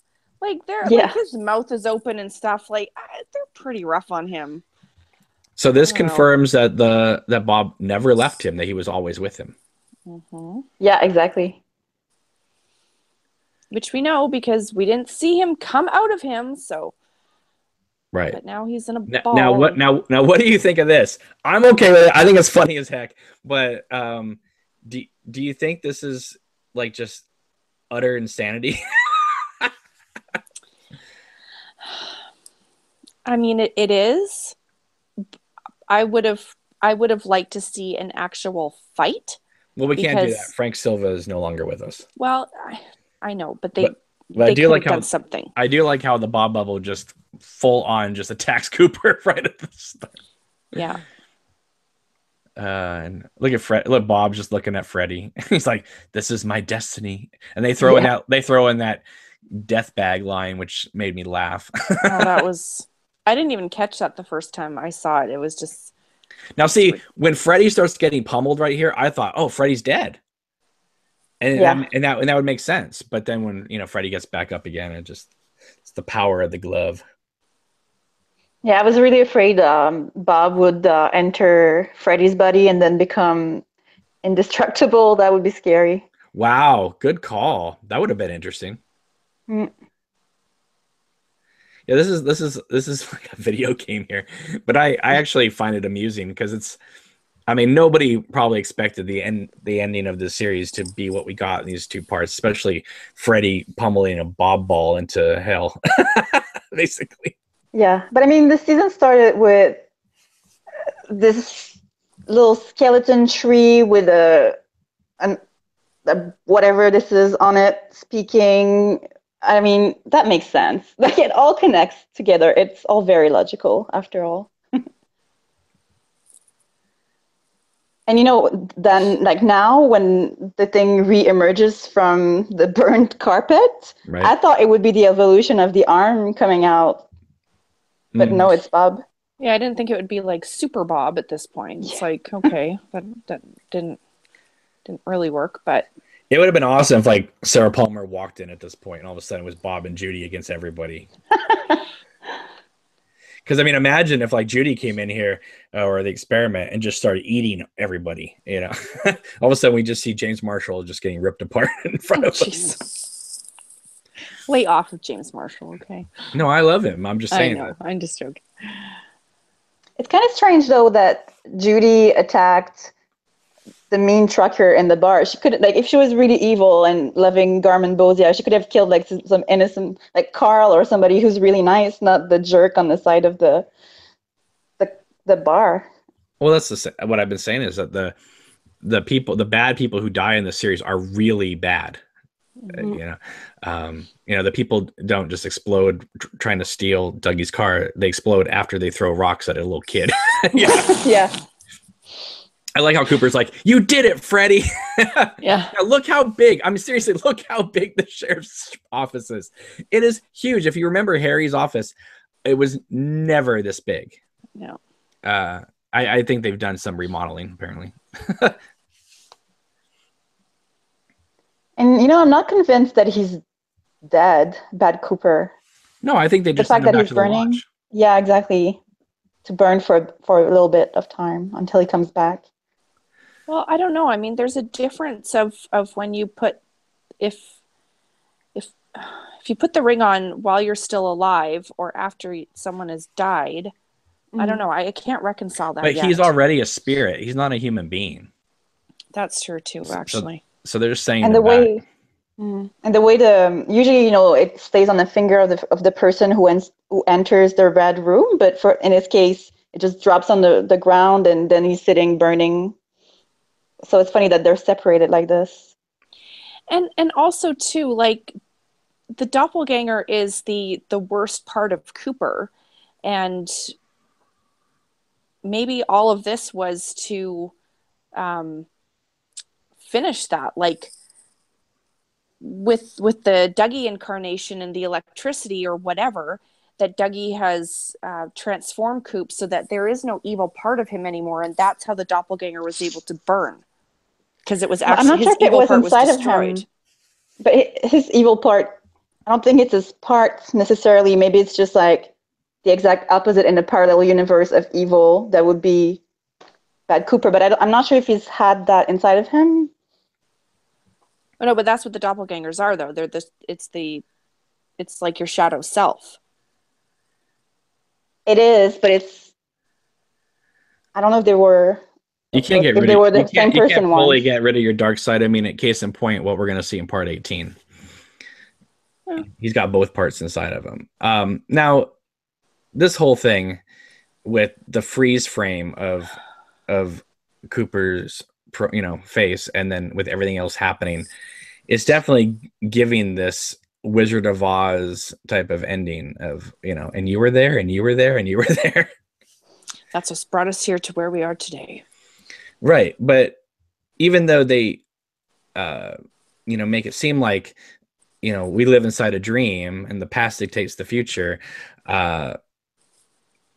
even though this is very surrealistic, it's almost like Cooper realizing that this is the end of one thing, and we're going to begin another. Yeah. I mean, that's why when he says, I hope to see you all again, it's not so much that he's going to go off and do all these other things and, can't wait to see you guys again for season 4. I think what it is that if he saves Laura Palmer, there's no reason for him to come there. So therefore he would never encounter these people. And he doesn't want to lose the knowledge of knowing these people. Well, maybe that's why it's come to a full circle. Maybe that's related to that, the number 10. Maybe he knows he's up for a brand new beginning now, a new adventure. Right. Now, why doesn't Robert Forster get up from this desk? He's like, I just need to stay put because everything is dangerous. Yeah. All right. So here comes the Diane love story. Now, I've had some people say to me, well, if Cooper never comes to town, then he can't, meet Annie. So maybe he, started a relationship with Diane, another point. All right. I understand that. But Wyndham Earle was still out there wanting revenge for Caroline. So even though if Cooper never came to town, that still doesn't stop a lot of other things, peripheral things from happening. So, I mean, it could. Yeah, and at this point, he hasn't been in the past, so his story still exists at that point. Unless it's a huge loop. Or you could say Earl did come for revenge, and he's the one that put Diane in the lodge because he took Diane instead of Annie. Yeah, maybe. I'm trying to make sense of all this. Yeah, aren't we all? Although I do think that regardless of if you make it make sense or not, or just kind of go with it, you can't underestimate the fact that this is also David Lynch wanting to have Kyle and Laura Dern be a couple again after Blue Velvet. Just on one level. Nicolas Cage and Laura Dern were a better couple than Sandy and Jeffrey. I'm just saying. Sailor and Lula were way... Okay, I'm going to get in trouble for that, so I'm just going to stop talking.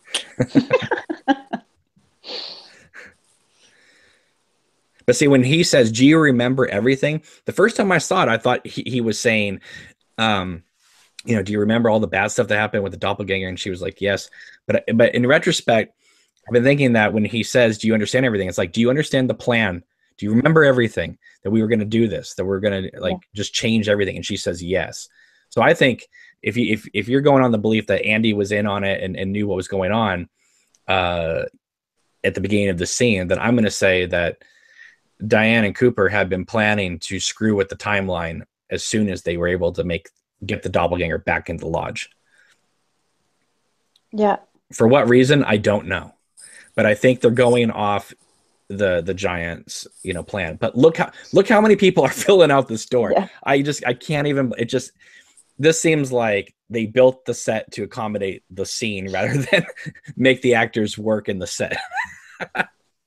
And I feel like there's a makeup and hair artist somewhere in the red room because the way Diane appears, it's hilarious. It's like she's back from a day spa, all manicured and stuff. Well, there has to be someone in the lodge doing hair because look at Laura's amazing curls at the end of Fire Walk with Me when she's laughing.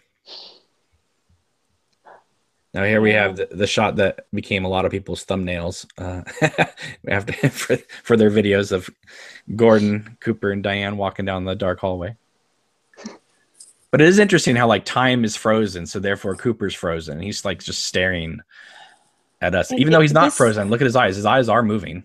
Yeah, no, it's not a frozen shot, but this whole just from that very second that this thing starts, I have such an uneasy feeling about obviously what's going on, and the 2 times that he fades out and then comes back. It was just it was hard to watch it in the respect. I was intrigued by it, but it's what are you doing? Why are you introducing a whole other time frame at this point and new characters? We're down to our last hour and a half now, and I don't know. It's Yeah. I can't get my mind around what is actually happening here, and I don't understand why Diane is there. Well, we've been trying to figure that out, and I think we've been coming up with some interesting ideas. Well, yeah, the ideas are all really interesting. I mean, look. Okay, on one level, it is Lynch and Kyle and Laura doing a scene together. Okay, there's that. But I think they know they're going to just completely screw with the timeline. Now, what's interesting again is why go back and screw just with Laura's timeline? Why not go back and keep Leland from being possessed by Bob? Why not go back and protect Teresa Banks? Well, I guess it goes back to the idea that Laura is the one. And I don't think that Cooper is going to get Laura and take her back home to be later killed by Leland on another day. I think that they show a shot of Jackrabbit's palace. I think that he's going to get Laura and take her back to the White Lodge. When he says, we're going home, well, that's where she was presumably created. And maybe she would take over for the firemen. Maybe her and Senorita Dido can rule the world. I feel like all of this that we've been looking at for the last 5 minutes, it's like season 4 has already happened for those characters right now. I feel a lot of answers are in the future, and we're just not aware as an audience. Well, some people have said the beginning scene of this new series with him and the giant, where he says Richard and Linda, and he says, "I understand." Yeah. Now, some people are saying that is in season 4 because that's what I said. That's what I said right away. I was like, oh, okay, so that part doesn't even belong in here. Because initially when I first saw it, I was like, okay, well, this is going to show up halfway through or something like that. And it still never shows up. And it's like, okay, well, it makes sense that it goes somewhere completely different. And look at these, like, the dissolve of the trees with the hallway and stuff. It's yeah. It's beautiful. You're right. I mean, there's a connection. That tree shot is going to come back towards the end of this episode. And of course, what's fascinating is that so many of the shots in these 2 hours are from the trailers that Showtime released. Oh, it's crazy. Right? It almost seemed like, they all the plot stuff was going to be saved for these last 2. I got to tell you, I was shocked when they resolved the whole doppelganger Bob storyline in the first 30 minutes of this episode. I was like, oh my God, what are we going to do for the next hour and a half? And here comes Jumping Man alert. Oh my God, he's so freaky. But at least it wasn't Sarah with the nose. Yeah.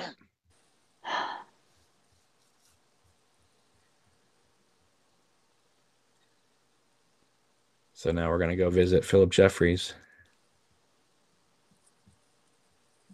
But go ahead.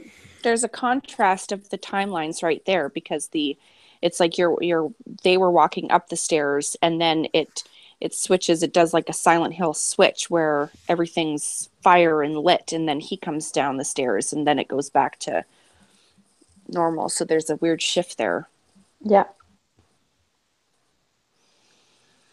Now, I don't really cater to the theories that, I know we live in gloom and doom days sometimes, but there's a lot of people out there that just say this whole series is just about Cooper failing time and time again. I don't think Cooper is a failure at what he's doing or trying to do.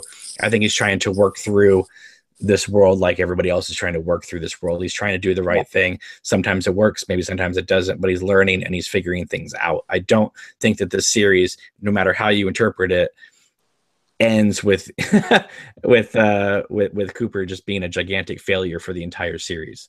Mm-hmm.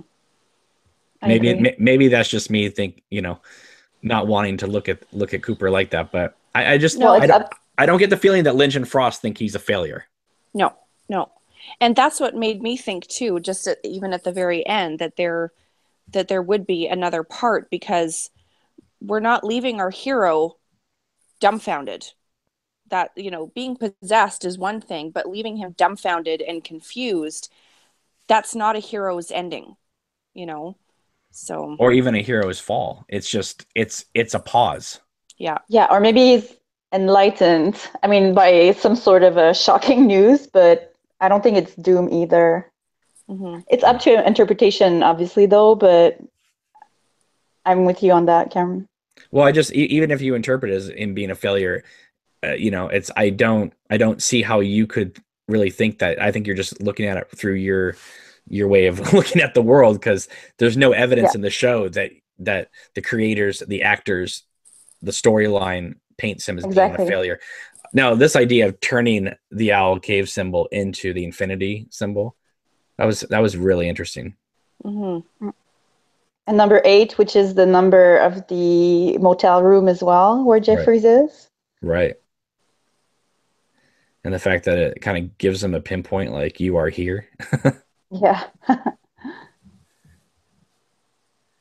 It's like Google Earth for the spirits of the world. If anything, Cooper should be a little afraid, though, that if he's going to become an agent of the lodge and try to do right in this universe, that the last thing he needs to do is become like a coffee cup later.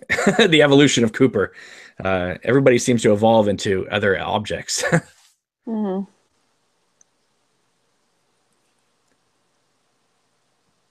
Now, I still kind of maintain that the one-armed man is kind of neutral. I don't think he's good. I don't think he's bad.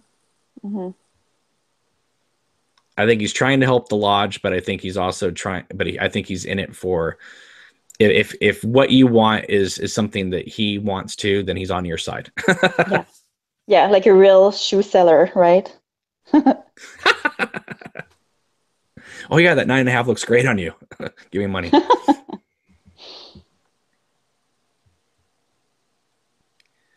The Man, blades. that stop motion, I just can't even. Okay, It's so one, this is fascinating, right? That we're getting this Fire Walk with Me stuff in black and white, but I cannot believe how much they're showing us, right? I How mean, much old footage, you yeah, mean? yeah, that's what I Yeah. mean. Like old footage. I mean, the fact that they show Leland at the window, and then later on we're gonna see Josie and Pete and Catherine, Yeah. and I Mhm. understand like the point of some of it, but isn't it fascinating that like they could have condensed the scene down to like a minute and a half or whatever, like, but they really play out the whole scene, Yeah, that and annoyed me. it I want didn't. it newt. Well, it Sorry, go didn't. ahead. It didn't annoy me. I was fascinated. I was fascinated Yeah. Yeah. that they were, because like look at this. We get this far shot and we get Cooper looking at them. So I thought, okay, they're gonna make some edits here and trim this scene down, but they really kind of didn't. And the fact that they mentioned Donna Hayward, first time in this series that they've mentioned Donna Hayward, and then of course they mention that Bobby killed somebody, which is something they could have not shown in this new series. They could have cut around that, but they didn't. They showed it. So that says to me that's still going to come into play at some point in another incarnation. But the whole mention of Donna Hayward is just so interesting because there's no mention of her. Even her sister's in this thing, but they don't even really mention her last name. Even Will doesn't even mention Donna. Yeah. And somebody asked Sabrina Sutherland in that Reddit chat there was the other day, like, what about Donna? And she just answered like, oh, like things weren't working out for Donna this time, or I don't know exactly how she phrased it, but it was just like, yeah, she didn't fit, but bye-bye. Well, where would you put her? I certainly would not wanted it to be Donna. Well, her sister is there, so Yeah, but I don't care though, but it's no, but I mean, I'd rather it be Gersten Hayward in the woods than Donna in the woods with Steven. That would have made me ill. yeah. But I mean, she just disappeared though, right? She just disappeared out of the universe. Nobody's like, hey, what's up with Donna? Well, Just like Audrey. it is. Well, that's a little different because Donna is just was just a regular girl that just happened to be in the wrong place, wrong time for a lot of it. Audrey is crucial to the story because of her son being a big part, and you'd think if there was a police manhunt for Richard Horn, they would say to Ben, "Have you talked to your daughter?" Her. Yeah, but they mother? wrote the script. They wrote the script, right? So Richard didn't exist before they wrote the script. It could have been written so many other ways. Donna could have been there, and Audrey without any kids, Right. But it's fine. I'm okay with it. I do think that Fire Walk with Me should be re-released in black and white, though, because oh my gosh, oh, And it's really interesting because they don't play a lot of the Badalamenti music in this section that was used in the actual movie, and so you're just kind of hearing these scenes raw. Yeah, it gives you a very different perspective of them. Yeah. And I do like the fact that they kind of do a sort of a Back to the Future Part 2 kind of thing where she screams at seeing Cooper in the woods rather than in the movie. It was just a scream because it was like the shadows are coming in on her. So, but see, when she's like, I think you should take me home now. And then it's like, so Cooper has to like basically book it through the woods so fast to like keep up with James' bike.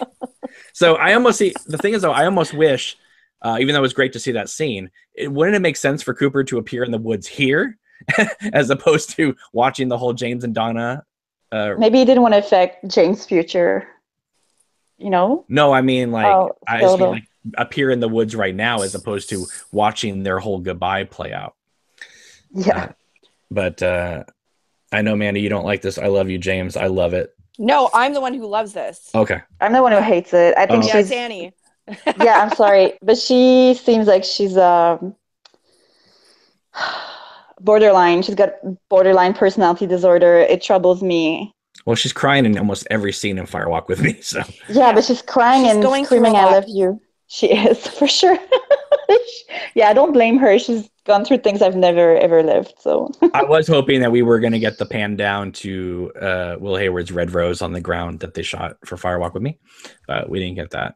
I got to tell you, of all the things that impressed me in this episode, the idea that we get alternate takes of Leo and Jacques and Ronette waiting for Laura. That's great.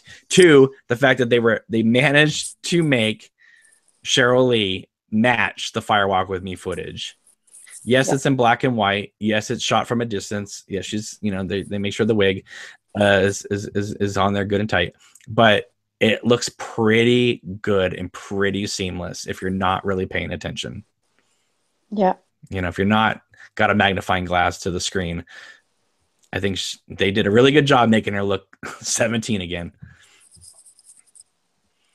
Even though she was, I think, in her early 20s when she shot the movie, but still.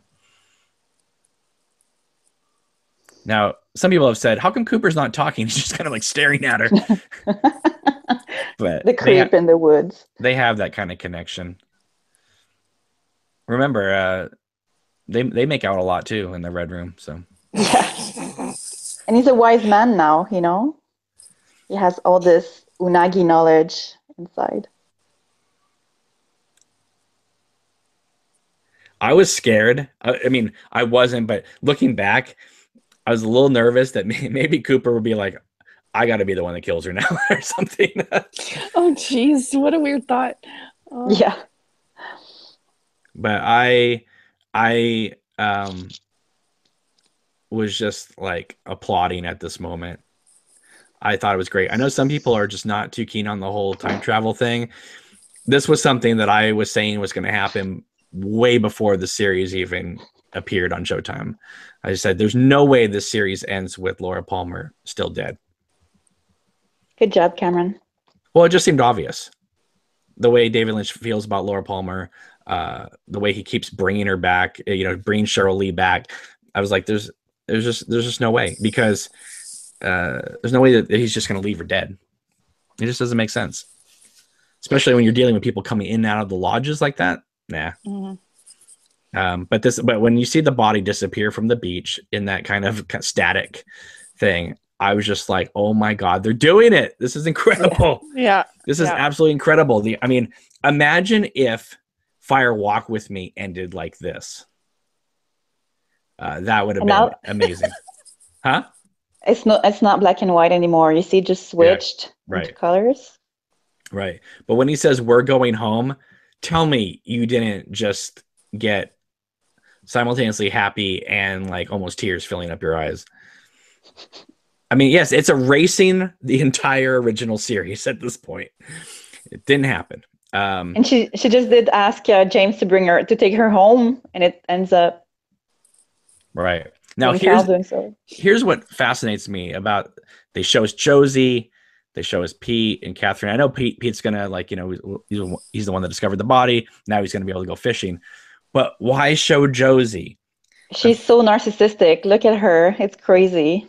I don't know. But Josie is, no matter if Laura Palmer dies or not, Josie Packard is still up to no good. They're still, her and Catherine are still dealing with Ben Horn, going to torch the sawmill, right? Like all that stuff is still going to happen whether Laura Palmer dies or not. Yeah. But it is interesting that they come back to Josie, who has never been mentioned in this series at all either. And I know that's the way the original series began, but it's almost like you expect, like this is almost like a clue to something coming further down the line. Because remember, the lodge, when she died, the lodge came for her as well. With Bob and the little man showing up on the bed where she died. So there is a connection here as well. And here's Pete standing fishing. Now this is, to me, is the scariest scene of the whole episode. These howls that you hear, these sounds. This is the stuff of nightmares to me. I mean, obviously, Sarah Palmer, Judy, is knowing that she's being defeated in, you know, her plan. Yeah. So it's satisfactory, I think, for us audience to see the evil, the mother of evil, crying out loud like this. I think it's well deserved. No, totally. And that's why, you know, she grabs Laura's picture, and then when she knocks the other pictures off the table, the only one that is left is the Laura Donna picture. And when she, you know, stabs the picture, and you hear the screams of Sarah Palmer from the morning of realizing her daughter was dead, but she can't puncture the picture. I absolutely adore it. Yeah. I mean, but it is scary because it's, I mean, to me, David Lynch gets what pure evil looks and sounds like. Yeah, like an animal. Yeah. Which explains why she was watching all those animal videos at the beginning. Yeah, and there's a glitch. Did you notice? Yeah. Yeah, it's the editing. It's all the editing, the back and forth. And yeah, it's, you know, the editing just kind of moves in and moves back. But she cannot puncture the picture at all, which is fantastic. She can get the glass. And it's so neat that they're playing every scream that she had in the whole show, or at least in like the pilot and episode 1. Like, it's incredible. So do you think, because he's leading her towards what looks like Jackrabbit's palace, do you think this was part of the Giant's plan, was to move her to this other dimension at this point because she's safe now, because she just got saved, so now we're going to make her safe by moving her? Or do you think this is Judy trying another attempt to screw up the world? Because what hiding her in an alternate dimension, how does that screw up the world? You know, what would be the reason Judy would do that? I'm not sure, but it's ambiguous, and I like this ambiguity. But I have a feel like the fact that the Giant had the screen on Sarah's house, I'm sure he's completely aware that she's Judy and that Laura Palmer cannot go back to that house. So I feel like he's got something to do with this. Mm-hmm. But the whole thing with the jumping man coming out of Jeffrey's place and stuff tells me that there's probably a little bit of Judy in it as well. So who knows? What do you think, Mandy? I don't know. I don't know. It's still like, this whole scene is still like super overwhelming. I don't know what to think. I can get on board with the idea of him sending her back to the White Lodge to be safe. Oh my gosh, I'm like so emotional right now. I don't know. I honestly just don't know. And I don't know why they kept on this this tree scene for so long too. Like, is there a hidden, and it's kind of out of focus. Like, is there something here that we're missing? Anybody? Probably. I don't know. It Yeah. just seems like the stillness. Because we're going to see a replay of this exact same scene in part 18. Yeah. And some people are saying, well, if this was supposed to be one giant movie, why are we getting a replay of this scene? And some people have theorized that maybe Cooper tried it again, like this is like a Groundhog's Day thing where he's just doing the same things over. But again, it's the same scene. If there was some different nature of it, then maybe. But because it's just a replay of that scene, I don't know if it's like Cooper just went and did the same thing. But I mean, at the beginning of the series, I mean, he did say, "Listen to the sounds." The giant says, "Well, who's to say those sounds are the mother?" I mean, that could be, "Listen to the sounds. This is me," you know. Yeah. Well, it's like the gramophone, isn't it, that we hear? Yeah. So that's.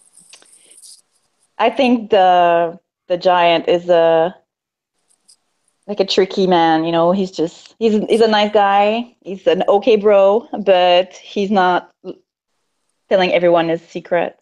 And I also think that maybe the giant is responsible for moving Laura, because how else would Kyle then know, okay, we need to get in the car and go 430 miles? You know what I mean? It's like, it's almost like, okay, if this is to happen, take her to Jackrabbit's palace, but if things are going to get dicey with Judy, I'm going to move her. This is kind of the direction you need to go. Because 430 miles, I mean, you could go 430 miles north, east, west, Yeah. So he knew which way to go. But why would the giant deposit her in such a crappy life? You know, she just came from that. Why wouldn't he want something better for her? And what's weird, with a white horse. And is it really an alternate dimension? I mean, it just seems like they drive to Texas. It's just it kind of screws up things in the timeline. I mean, we were talking about how at the beginning of season 3 might not be season 3, it might be into season 4. I would say maybe that's why the timeline in the town is all screwed up, because of that. Because maybe we're already seeing, is it future, is it past? We're seeing the past, but we're also seeing the glitches of the future of because the timeline has been screwed with, and it's the butterfly effect, right? Yeah.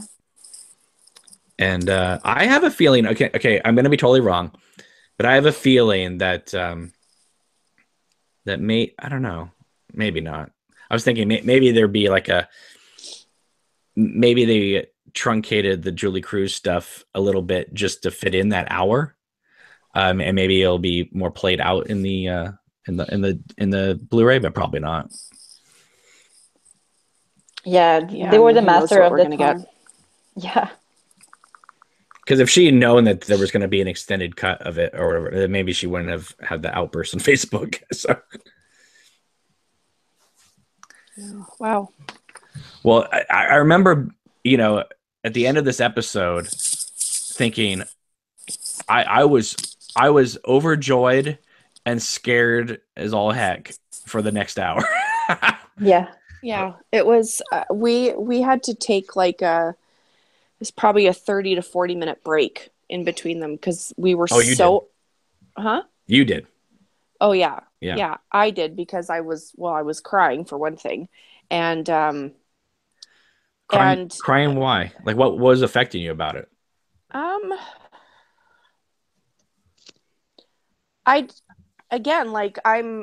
obsessed with the idea of Laura and her being safe, and if they've now found a way to save her, I don't care that none of the other things ever happened. I don't care that Twin Peaks doesn't exist, because our focus is Laura, and there's a possibility that she's saved or she's protected. It's overwhelming, because we've lived these 27 years with this.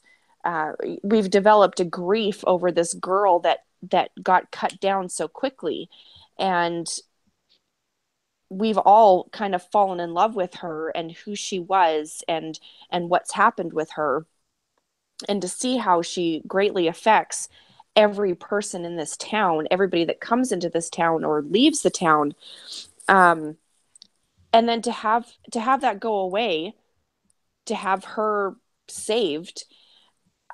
it's just a beautiful thought, and it changes everybody's world, and most of them it's for the better.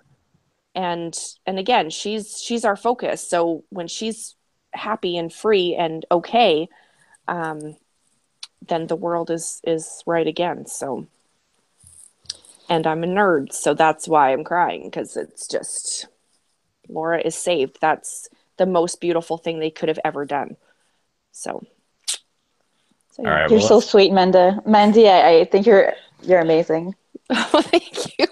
Seriously, I'm like in my head, I'm like, you're so cute. I mean, I don't have the same relationship with Laura as you did because you grew up with her. For me, it's different, but I find it really beautiful the way you're reacting. So there you go. Okay. Thanks. Oh, this show. well, let's get part 18 ready to go. Oh, we don't even get a break in between. We don't get the 45-minute break. How about a 10-minute break? Okay. Well, if you need a break, I can talk with Annie for a few minutes. I do actually need a break, so All I'm right. just gonna pause for a sec. So don't start the show yet. We'll wait till you get back. Okay. So Annie, where were you at the end of part 17? What were you thinking? I really enjoyed most of what I saw in part 17. I mean, I was smiling and laughing and excited about what's happening and surprised at the same time. But I remember thinking, I just don't know what to expect anymore, you know? And I didn't, yeah, the whole last 25 minutes probably of part 17 really got me like on my butt. And I was like, where are they taking me now? So I was super nervous.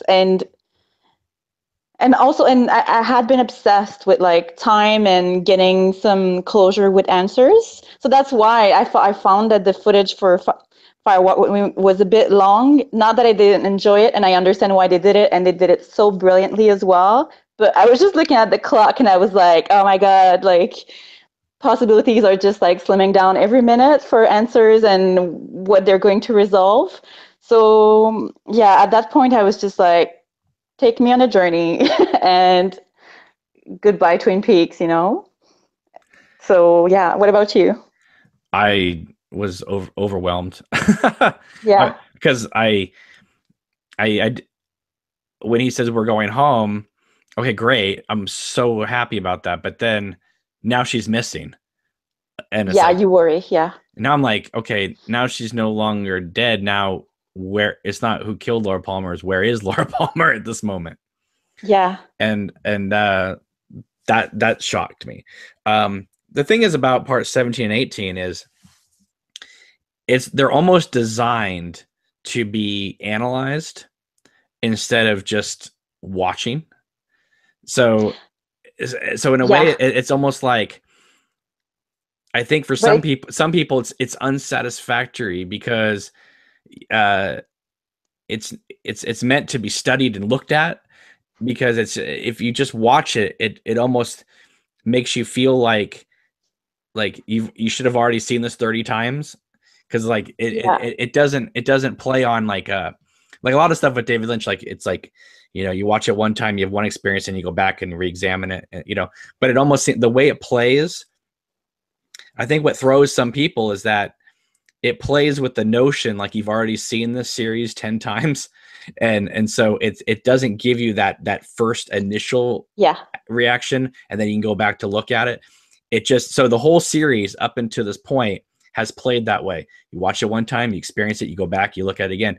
But these last two parts play like they just start acting like you've already seen these two episodes 10 times. Yeah. And you talked about you need to analyze this, but at the same time you can't, because it's so overwhelming. You can't. You try as you watch live, like you try to map different dimensions and time travel and whatnot, and it's just like it becomes really mushy inside your brain. So it's I think I don't blame people for reacting whichever way they did, but I think some people aren't built to cope with this. And yeah, that's why some people have become like almost like Lynch haters after a while. Yeah, I think some people, it drives them crazy. And I mean, it's nothing now with part 17. With part 18, that's like the big shocker for them. But I feel like it triggers something they hate about life, like not having closure, having a sense that they're being played with, which I love. By the way, like as I was watching, I was like, okay, you're totally toying with me, David Lynch, but I'm a good player. Let's keep going, you know? I think what some people were affected by is that when they hear limited series and one movie, I think they're expecting some sort of closure to the storyline, and maybe not an actual like ending, but some sort of resolution to what we've seen before. Yeah.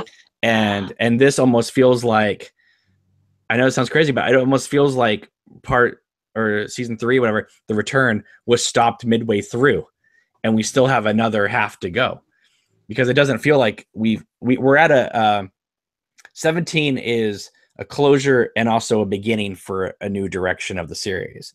Yeah.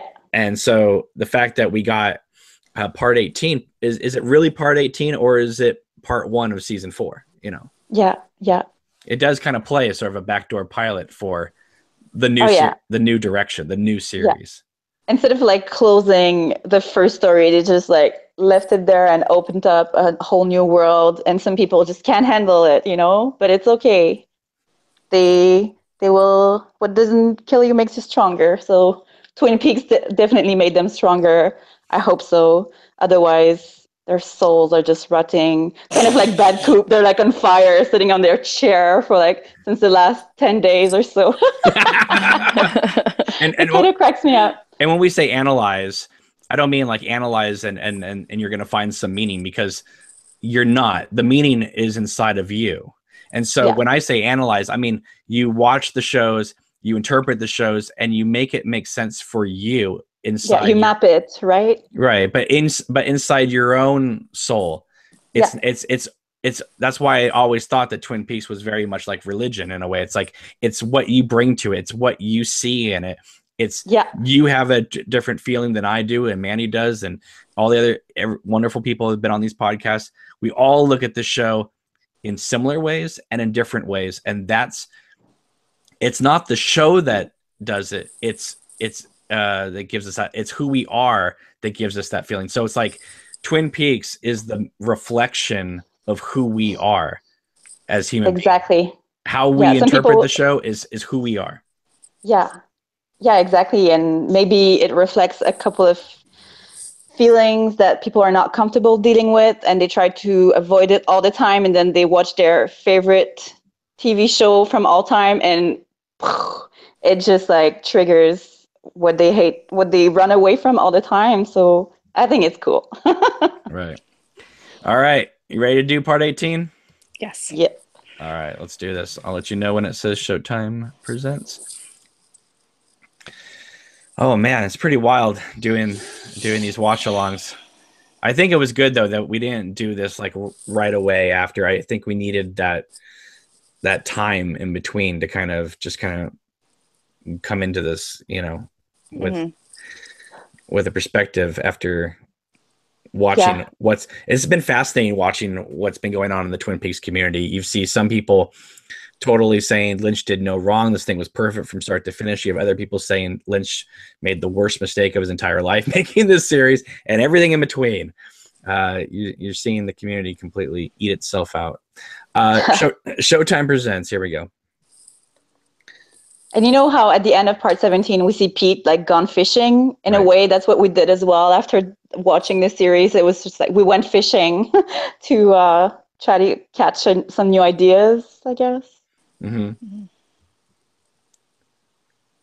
I wish almost that they had done a different opening title sequence for part 18, because like we were talking about, it is sort of like episode 1 of season 4.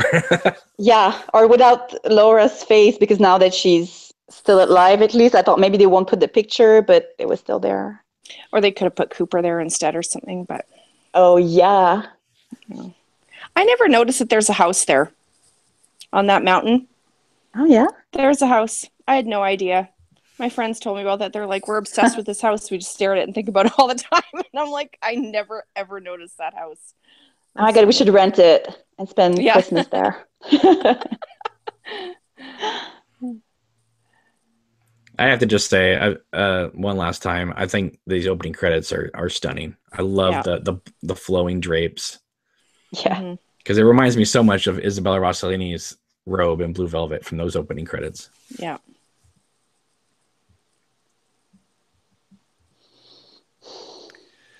All right, so. Yeah, this was a weird one to walk into because it was like, what on earth are we going to see? And it begins with the doppelganger on fire. Yeah, which is really cool. Just really neat. Some people criticize the effects in the series. I don't. I think that they are exactly what Lynch wants. Oh, but he's got blue eyes, though. That's interesting. Usually he has brown eyes, but, you know, kind of like dead people. I don't know. I'll make up my mind about this. I love when he's doing this. That it was just so cool. I was like, oh, I don't know. It was just well. At least we get one kind of happy ending in this thing, right? Yeah. The formation of the new Dougie. Yeah. Yeah, and we get to see how they create Topaz, which it was like my dream 2 weeks ago. So I mean, I still don't know how he found his home in Vegas, but I think he just gets sent. He probably just got transplanted there. Yeah. Yeah. So does that mean there's like a electric pole right next to Dougie's house, or? Well, remember they do live on Lancelot Court, so yes, they do. And an owl flew over their house, so. Yeah. And Kyle's so good. Like you can tell he's Dougie. Like whenever he changes, it's kind of like how Nina Dobrev was in Vampire Diaries. Like you could tell the second she's Catherine, and when she's Elena. Like it was just. Is it just me, or does Naomi Watts look like she dropped like 30 pounds in the last series? No, she's always been this small. Oh, okay. She's teeny tiny. All right, so here we get the replay of Cooper and Laura again. So some people have suggested that this is Cooper trying it again. Trying again, yeah. But I don't know, because it's the same footage, right? No, now we're on Laura. We're on Laura longer. So it does seem different, doesn't it? I don't think so. I think it's the same. You do? Yeah, I don't think it's any different. It is longer, though. It is longer. There's more shots of them looking back and forth at each other. You know what? I do think that this is a second take at it. Because we're with this a lot longer than we were in part 17. Yeah, there's like the whole like the loop and the number 8, like it's stuck in my mind, and now I see everything as eternity or. But why would he be like just looking forward and I would have had her right in front of me the whole time. Yeah, right. Actually, that's different. Yeah, his reaction there was different. Right. So he tried it again. Yeah, he's kind of like, oh, shoot. But nothing happened at the end of the other episode to indicate that something flipped, where he gets thrown back into the scene. See, he just turned, and all of a sudden now he's back in the red room. Yeah. But this is a replay of things we saw in part 2. Yeah. The only difference is that Laura Palmer does not walk into the room in this scene like she does in part 2, because he saved her.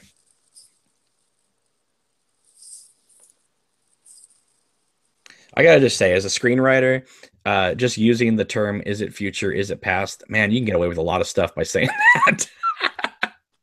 And they do. They definitely do. See the empty chair, because Laura is supposed to be sitting there in part 2. But he knows that he done good.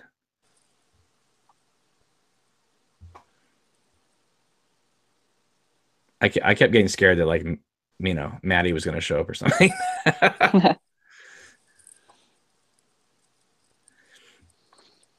Yeah, and there was that small glimmer of a smile on his face when he's looking at that chair. Like you can tell he has a different resolve to his face.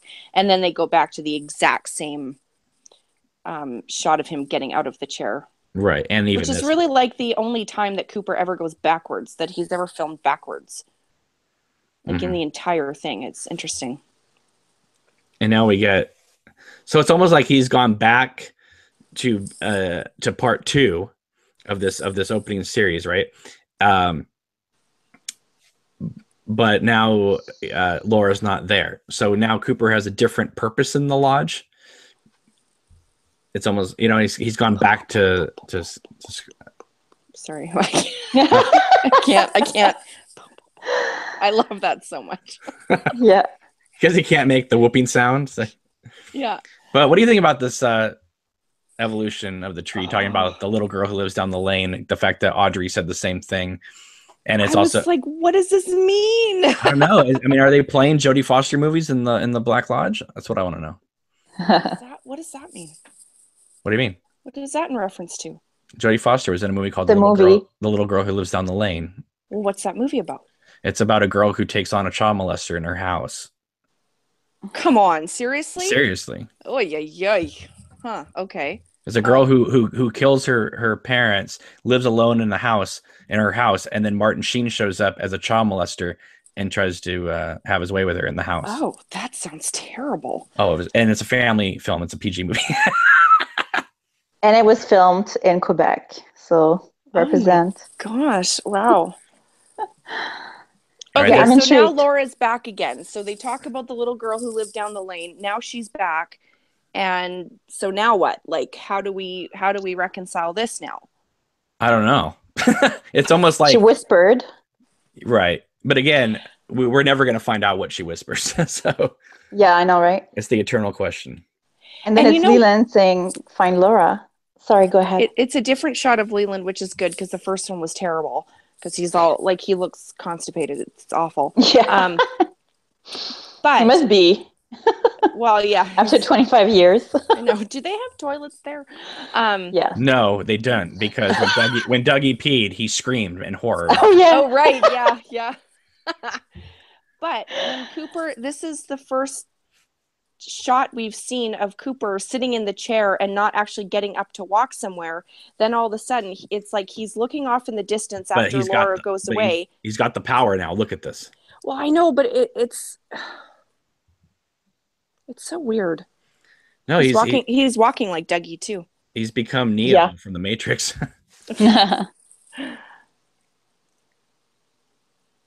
I feel like when he's inside the red room, he's a bit more clueless, and then he's going to be smarter in a second.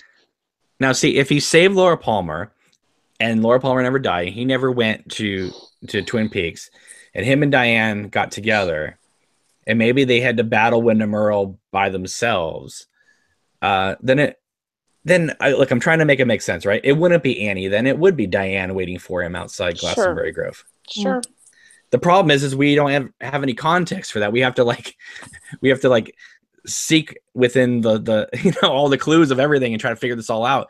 But so your initial reaction is like, what the hell? It doesn't make any sense. Yeah. I think I didn't say hell. I was just it would have been, what, honestly, what would have been great was this. If he had come out of Glastonbury Grove, Annie was there, and then we saw that things had flipped with Laura Palmer not being killed. He had started a life with Diane, and then he gets trapped somehow, whatever. And then Diane's waiting for him outside. That would show you the difference. But we never got that, so we have to kind of just piece it all together. But look how determined they are driving. It's like they're back on their mission. Right. This isn't two people just cruising around the desert. Like, what are we going to do? They know what they're doing. I don't think they know what's going to happen, but I think they know they have to jump off the cliff together. Yeah, they're aware of the plan. We have no idea and no context. But I don't think they know the plan either. I think they know they just need to go a certain distance and go with it. But why? And they know too that they may not know each other or whatever. Like things may be different on the other side. But again, like they haven't actually explained what the point is. What are they doing? Why are they on this new mission together all of a sudden? And that's what I was talking with Annie about. I said, this whole series has been like, you watch it and then you can watch it again and kind of explore it and analyze it and look into it. these 2 episodes play on the idea that you've already seen these episodes 3 or 4 times and you've already analyzed it. So so the first time you watch it, it's kind of like you're kind of like shoved up against a wall. Like, what is going on? I don't understand this. But I guess, the more you look into it, people say, oh, I rewatched these episodes a few times and I like them more and more. And I think they do play better on a replay. That initial thing, you're like going, what's going on here? Why is Cooper and Diane together? Of course, some people have said, hey, when Cooper first comes to Twin Peaks, in his introduction, the first thing he says is Diane.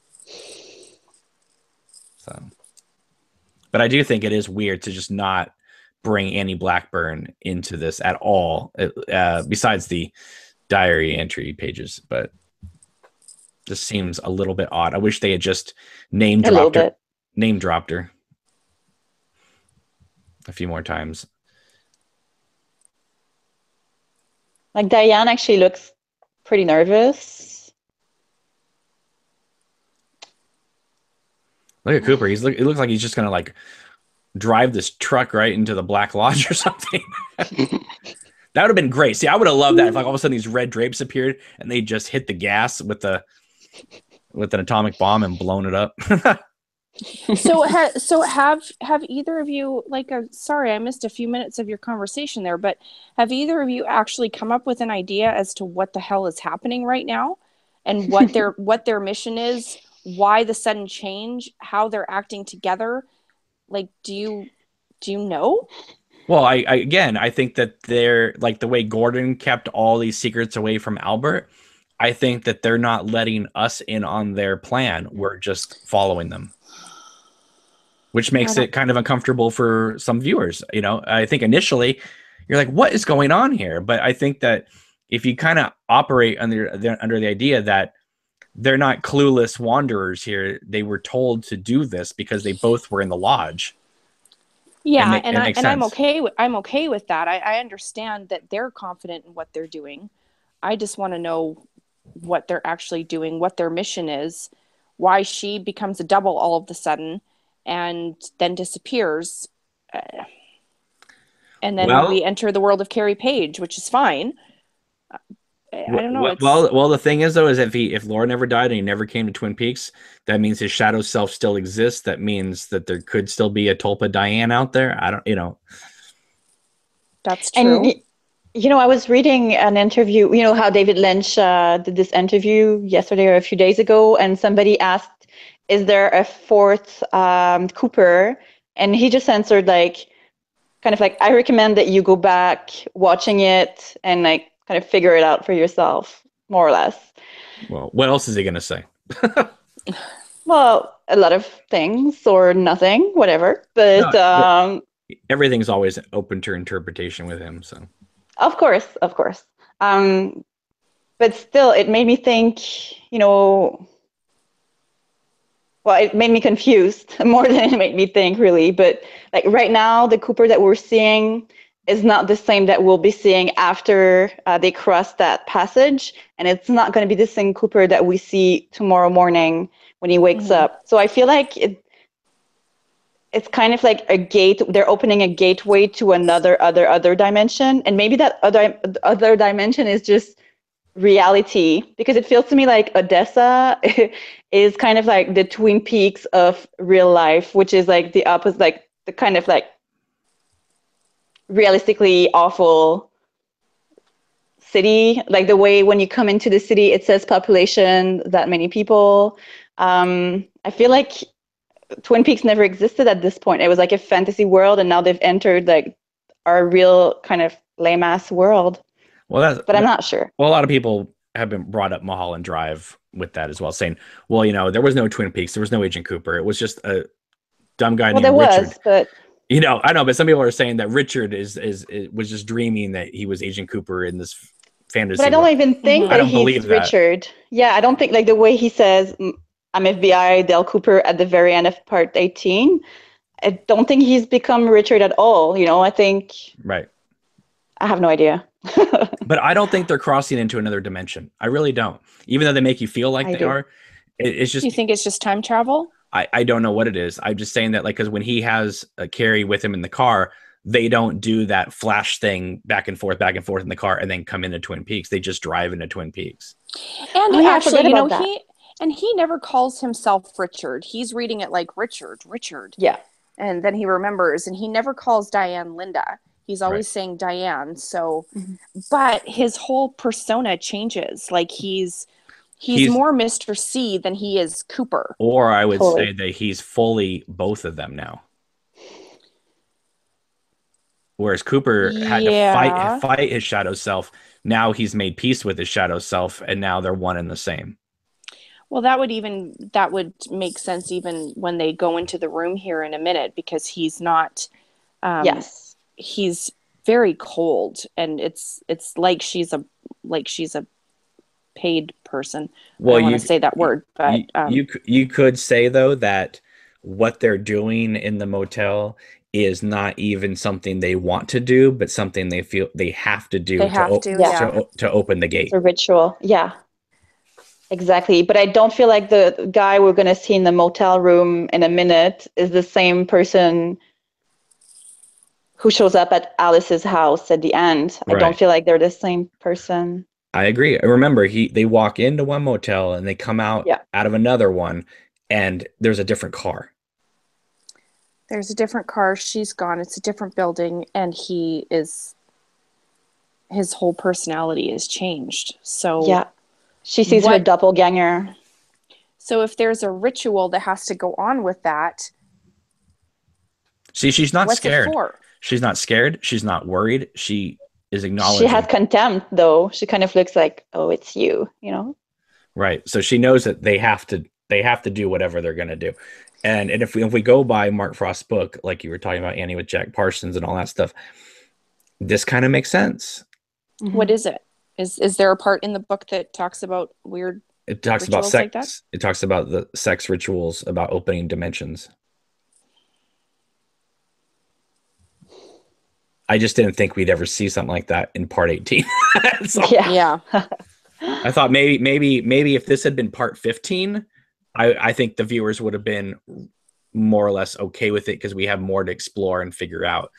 This is just shocking to just throw this at people in the last half hour of the series. Yeah. Especially because it kind of seems like, I understand the cynicism where some people will say, well, David Lynch just hijacked Twin Peaks and turned it into Lost Highway. I get that. But I think that if you look at, I don't know, you know what? Honestly, just seeing this again, even for the second time, it's playing much smoother than it did the first time. I think because you now know what to expect. Yeah. And I can't remember where, but I saw a comparison of this scene when the music is going to start with, in part 8, when Have a Light goes into the radio station, and as she pushes onto Cooper's face, you see the woodsman crushing skulls. Like, it's pretty interesting. It matches if you compare the two sides side by side. There's a lot of scenes that you can match like that in this series. Yeah. And that's, Sabrina Sutherland said, that's not the preferred way to watch it, but but I don't think that that's not a way to watch it either. I think that, there's a lot of things you can compare and contrast in the series, even just linking scenes up like that. And if fans want to do it and they get some enjoyment out of it, awesome. Because there's a lot of things that don't, sync up, but there's a lot of things that do. So I think I would have been okay if they'd kissed like that in the motel and then went to black and then it went to the morning. But but I think this scene is just so strange that we just get this full on explicit sex scene that I wish that the bug had crawled out of her mouth or something like that during this scene. Because with the music and everything, to recall part 8, I think that would have been great. If there had been a transference of the frog moth from her mouth to his mouth or something, that would have just been insane. As it is, it just kind of feels like a Lost Highway, Mulholland Drive kind of David Lynch sex scene. I wish they had just kind of clued us in just a little bit. If we do this, this could happen. Or, you know, so we have some like, idea of what's happening because he just kind of leaves us in the dark. And I understand like he wants us to draw our own conclusions, but this hour stupefied so many people for a solid hour. So. Yeah. And it kind of feels like they're revisiting something that might have happened between Bad Cooper and Diane or Diane Stelpa years ago. Because his face, there's no Dale Cooper in that face. It's only Mr. C to me. And that's why she covers his face. Mm-hmm. It's like, I feel like there's too many people in the room, like, including me. I need to like leave them have their weird sex thing and then come back. Even with the shadow of his hair, it looks like he's got the Mr. C hair too. Yeah, exactly. Well, the idea of a theory makes sense if you just look at the dialogue from a minute ago. Is that she's like, well, what do we do now? And he said, you come over here. It was like instructions. It wasn't just like, come over here. It was, yeah, you come over here. And yeah, and she has to do this thing that even before they start to kiss, she like kind of has to prepare herself like, okay, I guess we're going to do this. And yeah, the covering the face would very much indicate that she's trying to not pay attention to Mr. C's face. But I could have done without this whole scene, though. Yeah. It's actually the most disturbing part of that episode, I find. Well, that and what year is this? I wish that painting on the wall had been Laura's painting. Jeez, man.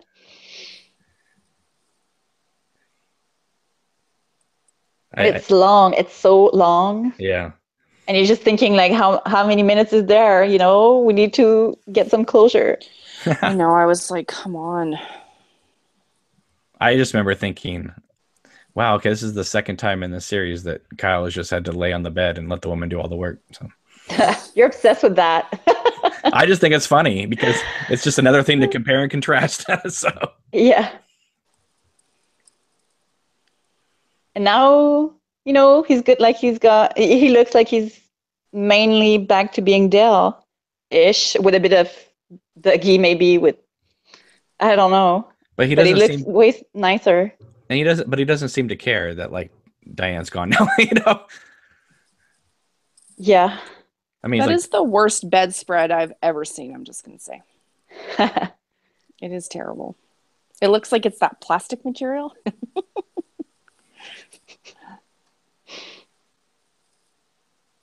So is this a different motel room as well?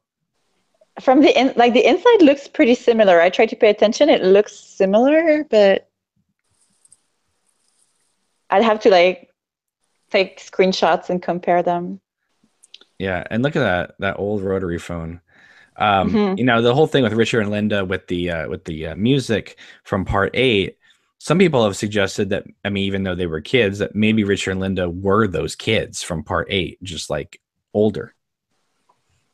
I don't think so. To me, it's Sarah Palmer and what's his face that we don't care about. Who's that? Well, that's the little boy. We don't care about him. So you think that was the frog moth climbed into Sarah Palmer as a little girl and then has just been incubating in her as Judy? I think so. What is the number of this motel room? I can't even read it. It's like 4. Is it 430? Yeah, maybe. It very well could be. It's something like that. It looks like it. If you can see that, then you are a magician. It's not. It just looked similar. But yeah, so like, how does he know? It's like, how does he know that's his car? And because I mean, he parked it right in front of the other motel room. Oh, that's so funny. See, he looks his back. Face, man. But he doesn't seem like really surprised either. He's just like, whatever. Like, I knew this was going to happen. He seems kind of like irritated, probably because that wind was hitting his hair like that. And then he just knows where to go. Like, let's Let's go to Texas. And you see there's like Well, it a seems light like ball and a sycamore. I think they are in Texas, though. Wouldn't it They be? might be. Why does he? I mean, I understand like the Odyssey, Odessa, and all that stuff. I wish he had found Carrie Page in Big Tuna. You see those city limit population? I mean, we've seen that before, right? Right. In Twin Peaks. Of course.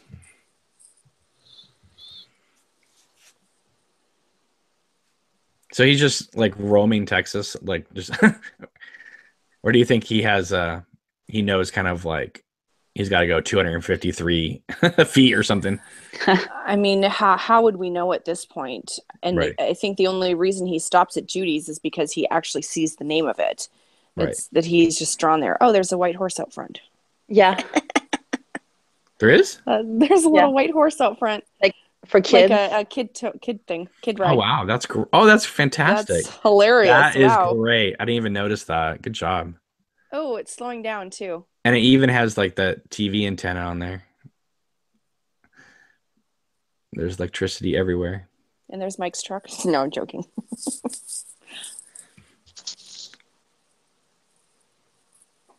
All right. Now you're gonna make me analyze the whole interior of this place. Well, look, there's a lot of horns. It reminds me of the beef jerky that Sarah was so afraid of.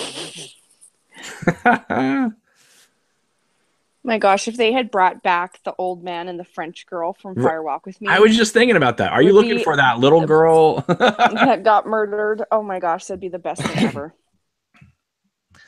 So what pin is he wearing right now, Cooper? Oh, that's very different. That's like a black pin.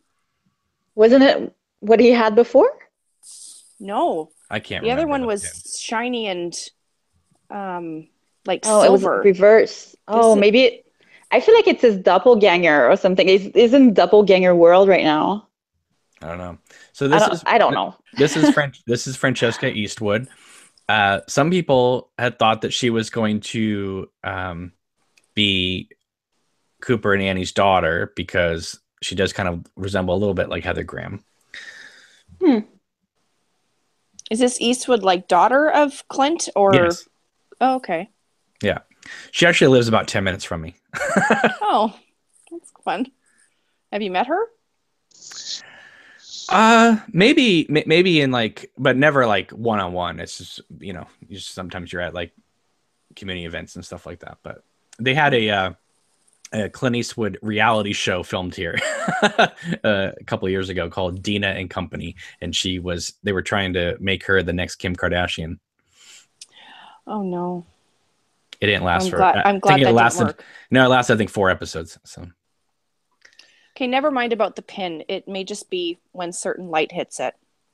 Okay, that was interesting though. So the way I'm literally wrong about the everything. way Cooper deals with these, the way he deals with these cowboys, this is not Dale Cooper and this is not Mr. C. This is someone in between.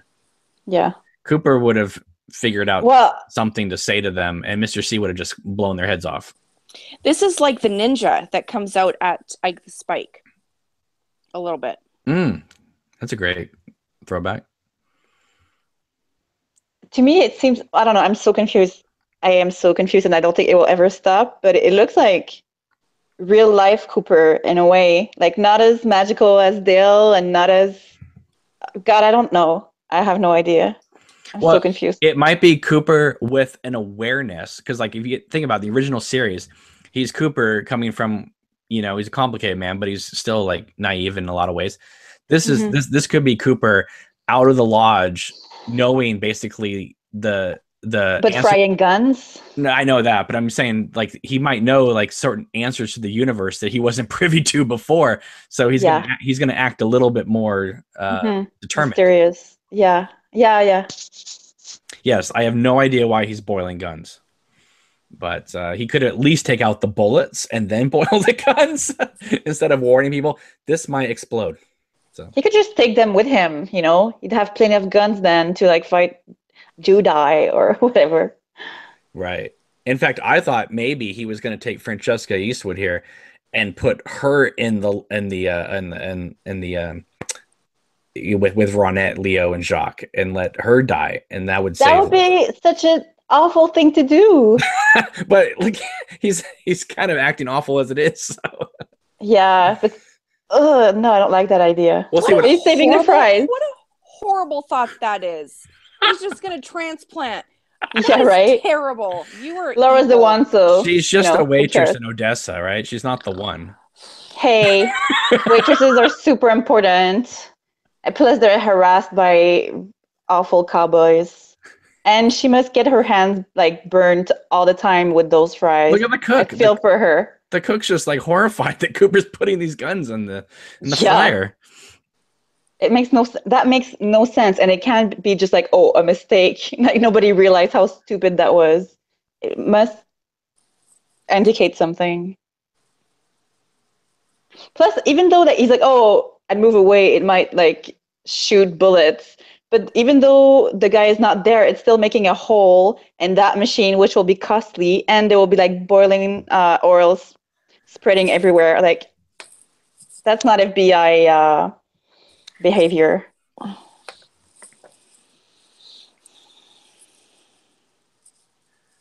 And you know when the phone rings at Carrie Page's place, I was thinking maybe that's the waitress being like, hey, some guy was trying to like visit your house. Are you okay? Or what's up with you? You haven't showed up at work for 3 days. Well, what's also weird is that he wants to take Laura presumably to the White Lodge. Why does he then take Carrie Page straight home to Leland and Sarah? Yeah. Or what he thinks is going to be Leland and Sarah at the house. Because he knows Leland is Bob, right? I mean, so... Unless maybe he was hoping to encounter Leland and punch Bob out of him. Or, I mean, Bob is destroyed by this point, though. So maybe he knows that if he takes her back to her home, she'll be fine because Bob doesn't exist. Because the still shot, the superimposed stuff happened after Bob was gone. What about maybe Judy, that's why though? He can. No, but if he should know about Judy, though. But if he saves Laura, that means Leland never got arrested for it. So therefore, he's still Bob. But here is the third phone poll with the number 6. So it is the 3 6s from Andy's vision. The one from Fire Walk With Me, the one outside the Double R Diner, and this one. Now, see, he seems determined. And do you think that he knows? I mean, he seems like surprised that Lord Palmer answers the door. But it seems like who else would it be? Well, yeah, we have no context as to who this waitress is that he magically knew about. Didn't know that it was going to be her. It would have been awesome if it was Pamela Gidley, too. Like, just, to go back to Teresa and stop the cycle altogether, like you had said before. But obviously, I was ecstatic, and I knew that she was going to be the one to open the door.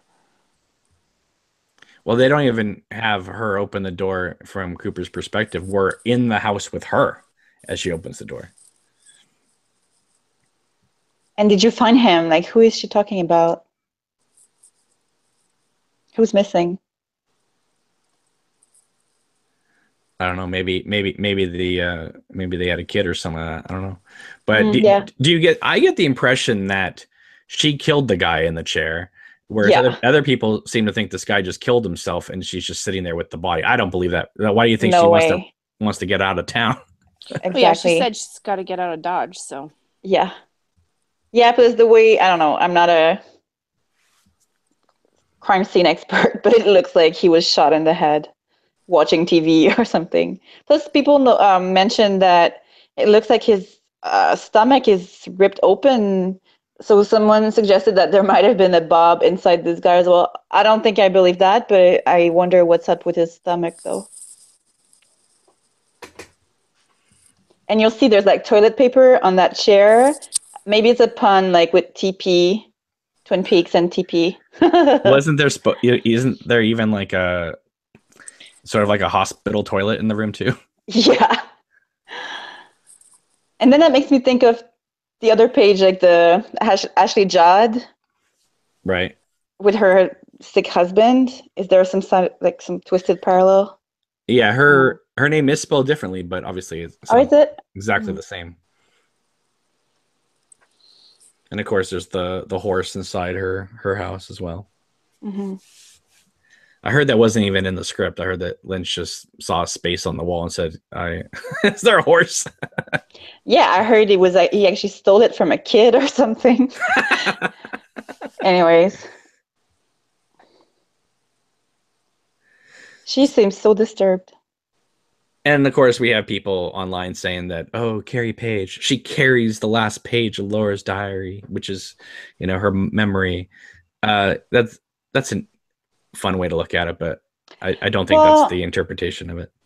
I don't think that's like a major clue, but these guys are writers. They should know what a name like that would imply in people's minds. So I think once again, they're they know what they're doing, Annie. Mm-hmm. I mean, like the fact is, we had Richard Horn, and we spent the whole season thinking that's the Richard of Richard and Linda. Yeah, and it was just a giant red herring. So yeah. I don't know. Carrie Page, it might be Carrie the Page, or it could just be a giant anagram as well. So. Mm-hmm. It is nice to see Kyle and Cheryl Lee actually acting together, because they didn't get a chance, obviously, in the original series or in Fire Walk with Me. Maddie didn't have any contact with Agent Cooper in the original series, and that is not it is. Okay, yeah, that's a chair thing, but on Right. top of that is someone was talking about, weren't they talking about on that podcast where they were very negative, that was all like that's like the pot that they just used to crap in or something like that. That looks like a big chili pot. Yeah, I don't think it's a hospital chair like that, but I don't think they're making chili on the toilet either, so. Exactly. I think that's just happens that because there's weird crap all over the house that. Well, there's toilet paper on top of it, see? So. Did I just dream, or was there next to the fireplace, like underground, was there like an arm gun or something? Like this? There's like a big machine gun. Yeah, machine gun. All I'm thinking about right now is I hope they turn off that light before they leave. And the way she's like, "Oh, should I bring it? It's up north, right? And should I bring a coat? Oh, I have many coats. Like, who cares? Just get moving on, guys." That's how I was when I was watching the thing. We got to get going because we got 9 minutes of driving coming up. So yeah, right. But she feels like she's such a young Space girl. cadet? She doesn't know where. Yeah, she's very simple. Yeah, she's simple. It hurts to watch her. She left the hall light and the other light on too. And didn't lock the door either. Well, yeah. Now, what is he showing her here? His badge. Okay, the badge. That we've never actually seen before, by the way. Yeah, which he carried in his pockets, but not with Dougie. He didn't have that in his pocket. So he just had a magic key. So do you, So where do we think Diane is at this point? I mean, she's just gone, or is the plan was she was always going to disappear at a certain point, and I mean, that's I'm sure we'll find her for the ages. I have absolutely no idea, but I was relieved that she was gone at this point. Because again, the focus is back on Laura now, right? Like, I don't care about anything else. Now Laura's back in. Diane has performed this ritual. I will go read it in the book because now I'm interested to see what that's all about. But for whatever reason, he's exchanged Laura for Laura, and that's our focus for the next 12 minutes as they drive down the road. I really like this whole section, though. I do, because it was so tense. But I'm trying to figure out, why is it so tense? It's just because Cooper keeps looking in the mirror at this car's headlights. But if you think about it, it's like, who's following them? Nobody's following them. I mean, even if it was a cop, Cooper's got his badge, so what is he so nervous? I mean, Judy's not driving a car behind him. But she starts to get paranoid too. Well, who wouldn't? I mean, look at them. Yeah, exactly. I don't know. Although it makes no sense, like I said before, I feel like they feel like something is following them, and then they're like, "Oh, phew, it's passing us," like, and going ahead of them. But at the same time, the evil is passing them and getting ahead of them Right. with the whole switch with Sarah's house. So what the hell is happening? Nobody knows. Is it getting ahead of them, or did the switch happen because he saved Laura Palmer? So It's a fine line. I think everything is happening at the same time. It's confusing. is it future? Is it past, Danny? Exactly. Or is it present? Huh? They didn't ask that one. Yeah. What year is it? It's now.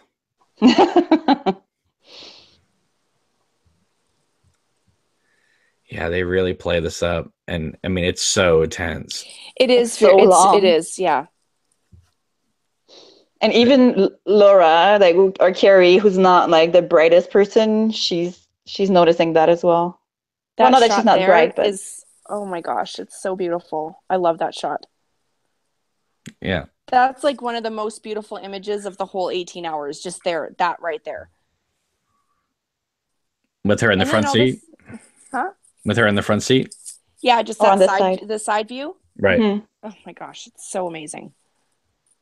Now, some people have criticized like the length of these scenes, but you never know. I mean, if there are elements of part 17 and part 18 that are supposed to work side by side, then that explains why certain parts would be long.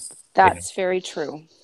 I mean, in fact, when you do pair this up with part 17, and this whole sequence is contrasted to the James and Laura flashback from Fire Walk with Me, whenever Laura's talking about, your Laura disappeared, all of a sudden it then cuts to Carrie Page in the front seat. So this is in that part? Yes. Oh, interesting. And if Mandy, I know you're not a big believer of matching it, but watch the last 10 minutes of 17 and 18 together. You will be impressed. Okay. It is fascinating. I mean, it may not have been intentional, but it works. And both it's Laura everywhere, so I love that. So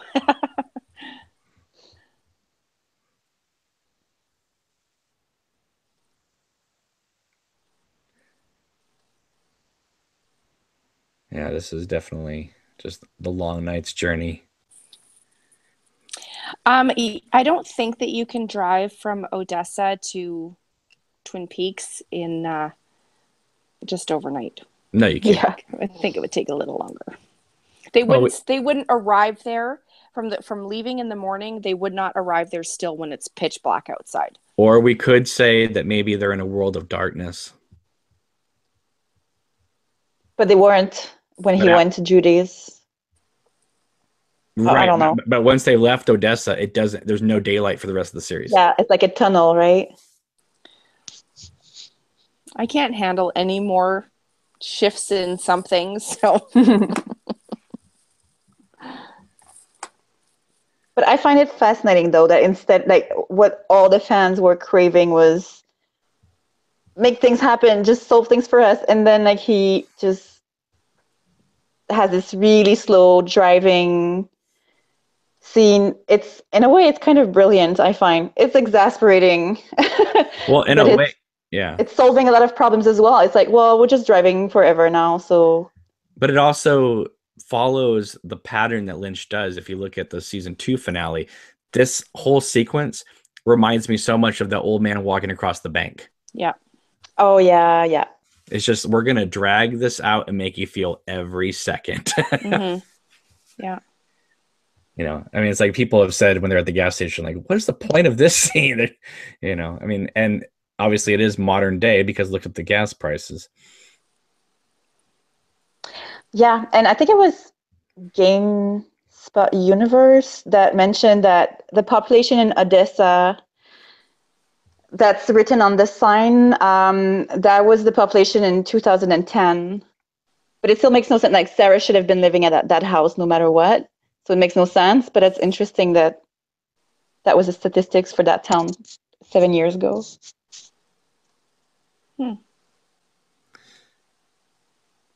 Unless I don't know. I mean, maybe Leland and Sarah, moved or never bought the house because maybe he didn't just save Laura Palmer from dying. Maybe she was never born either. Or maybe she just disappeared, though. Maybe they thought she was kidnapped, or because she never went back home. Although Bob Leland wouldn't. Well, Who knows? It's my feeling that Leland did show up at the cabin. Laura wasn't there. I think that killed Ronette. I think he killed Ronette to the point where they couldn't know who she was anymore, and that's why she's known as American Girl. That's interesting. She's just Jane Doe. Or maybe now it's changed, though, because that was in part 3, I think, but that was before the whole time travel. So maybe she used to be dead and now she's not dead anymore. Too. Like a lot of possibilities, I guess. But that's a good theory. And the best part is nobody's right, nobody's wrong. So. Yeah, well, except for the people who were like, this isn't worth watching. Like that is wrong. That is just dismissive and not credible. But apart from that, yes, everything is allowed and welcome. So and I do love the American Girl theory. That's the best one I've heard. And notice how it no longer says double R to go on the building. Yeah. Mm-hmm. It's not even painted blue anymore. I don't think they're back in time necessarily. I think that Norma just never franchised. I don't know. I think instead of asking what year is this, he should ask what world is this? It just seems like a parallel universe. But it seems like, I don't know, my theories don't make sense because they all contradict each other at every scene that changes. Well, that's the thing. It's so hard to come up with anything because we have no basis for what's we have no context for what's actually happening. Well, what Lynch did is he threw 90 minutes of fresh questions at us and then just ended it. And in that aspect, I mean, some people didn't like it for a variety of reasons, but I almost think it's successful in that way because, I mean, we had a few questions about obviously Cooper and getting out of the lodge and that type of thing, but for the most part, most of the mysteries in Twin Peaks had been solved. A lot of them. Now he's thrown so many new ones at us that this is going to keep us going for however long, Yeah. Because he's changed the conversation. Yeah. And that's why I felt so, when I was watching it with my friends, we all kind of felt peaceful, like, okay, there's going to be more. Like, no question, there's going to be a season 4. It wasn't a like, oh, I hope they do it. It was like, they have to. Okay, can't wait to see what they do next because it was just a given. So, yeah, I will say yes, this could be a series closer, but this definitely feels to me like a season closer. Yeah, and the fact is that the Blu-ray set is called the third season. Third season, not the final season. Not the return as an individual limited series. It's the third season. Yeah, yeah. They left things in a way that they could be picked up eventually. They don't have to be, but they certainly have a lot of material now to start from. Right, and it's fresh material that they don't have to necessarily get all the original actors back again. They can take the story in whole new wild directions. Yeah. See, Cooper's checking out this house, and I don't think he's just like, oh, I'm walking up to Laura Palmer's house. I think he's looking for any clues of anything sinister. So am I. And she's just like, what am I doing here on this porch? And who is this weird guy? Now, this shot right here of Cooper, this was used in the Showtime trailers. Mm-hmm. It was shocking. A lot of people thought that the woman next to him was going to be Naomi Watts. Now, I maintain that wouldn't it have been amazing if it was the elderly woman from Mr. Jackpot's opening the door, and Red was her grandson, and they were the Tremans. Mm-hmm. Yeah, or Wally opening the door. That would have broken the mood of everything, Annie. Oh my gosh! Well, I know. Yeah. That would be. I don't know. I like surprises. The Laura Palmer's house has become the Bookhouse Boy Club. Jeez. I don't know, just an open mic cafe or something when they do now I remember poetry. I remember when they were filming this, a lot of people were saying, "Oh, isn't that very nice of David Lynch to let the owners of the house be the stand-in for the over-the-shoulder Sarah Palmer shots or whatever?" But nope, he just got the real owners of the house to do the scene. But she's brilliant because she's kind of helpful and like, oh, honey, blah, blah, blah. And then the way she looks at him, she's a bit suspicious as well. So it's really strange. I think she's perfect for the role. Yeah, she almost seems like she's aware. Yeah. She's saying one thing, but she's aware of something else. Yeah, it's midway. Yeah. And look at Cheryl Lee. She's just like that little wind in her hair is like it's like when David Lynch talks about, there's a wind, there's a mystery. She's almost getting a feeling like this is where she belongs. Yeah, just when she was like, is it Sarah? When she heard the name of her mom.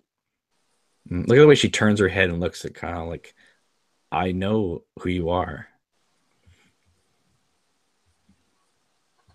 Everybody's so good in this scene because they all take turns looking at each other in different ways that it's so intense, and everybody has a secret and everybody's wheels are turning it for different things, and yeah, it's so intense. And whatever you think of the whole Cooper, Diane, Richard, Linda, Carrie Page stuff, I don't think you can deny that this ending sequence isn't like the perfect way to end a season. Oh, 100%. Like this is literally like, I don't care about any of that crap. I mean, I got Cooper and Laura at the Palmer house. This is fantastic.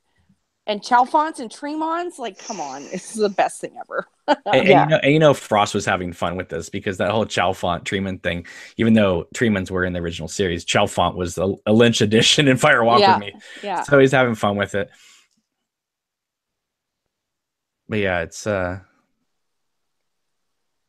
fascinating. But that's not even, but it's not even the last scene. Really, the last scene is going back to Laura whispering in Cooper's ear and his face. I feel like that's really the thing we're left with at the end of the credits. Yeah, I mean, it's the eternal question. I mean, Lynch got upset the fact is in season 2, they actually overlaid Cheryl Lee's voice saying, "My father killed me." So this time he's not going to let us know what she whispered in his ear. Yeah. Why did he get mad about that? Because it answered the question. Well, we already knew who had killed her at that point, though. Yeah, that's true. I know, but he likes the not knowing. Because once you know, it kills the mystery, right? And maybe every time something changes in the timelines and stuff, maybe she says something different to him. That's possible. It's a different secret every time. Why do you think Cooper stops and turns back around? What is he noticing that he's thinking, what year is this? I mean, because Laura's bedroom window is lit up. I mean, like there's lights in there. And she looks like she's getting high or something like that. Like she's so kind of dopey-eyed. But no, I think he's looking at the ground. What is he looking at? And he's moving his hand like he's like, I don't know. Some people have suggested that like the bushes are different or something. I'm like, what on earth? She's getting really scared looking at something too. Now, some people have said that, hearing Sarah yelling Laura from the pilot is Laura waking up from her dream, and she never was murdered. No. I have the impression that that's her waking up and realizing who she was, that she was molested and killed. Yeah. And blackout. Yeah, it's like she was frozen. That's why she wasn't like at her best mentally either. I feel like that's like an electroshock that wakes her up and she's like, I'm Laura Palmer. And why Dale is wondering, like, I don't know why he's looking down, but if he's asking what year is this, what else can he ask? Like the only explanation is that time or space has changed. And I love this long, thing of blackness. And every single person watching it is still completely glued because we haven't had a starring Kyle MacLachlan yet. So we're like, something else is coming. Yeah. Well, we all, but what else can you, what else can happen after that blackout, you know? I mean, just the end, to end it with Laura whispering in his ear in slow motion with him with that worried look on his face. That's the stuff of nightmares. Yeah, it's Shirley. I mean, you just go, this is the eternal question. Him in horror at what she's whispering. That I would love to know that, like, because I've never seen him react like that before. This horrible gasp or whatever it is that he does that we've been sitting with since part 2. Well, what I mean, got nothing. Annie, I'm sure you've heard a lot of theories on your channel about what she's whispering. Some of the ones I've heard is, you know, you can never save me. Yeah. And that's why he's freaking out. I don't think so. There's no way to know. I mean, no. Come up with your own ridiculous sentence. It's gonna work. It has to be something horrible though for him to react that way. Because he seems resigned to the fact that but also determined as well. He's like, I can't change things, but I'm going to do my best. And that is not failure, everybody. That is the definition of a hero that sees the world and wants to change it.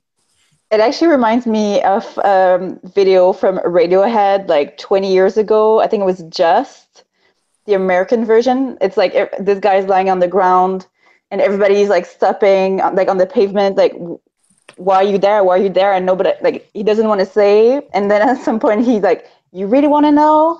So he tells them and they're all lying on the ground after, and they're all like, but we'll never know what he says. So I like to think that Laura Palmer is saying the same thing that the guy from the Radiohead video from 20 years ago is saying. It makes me happy. Also, the Lynch Frost Productions is the only time in the entire new series and the original series that we don't hear the electricity. Yeah, electricity. Exactly. The electricity is out. You know why? Because Laura just blew out the electricity. She made everything just explode. Yeah. So. It reminds me of Shakespeare, you know, and the rest is silence.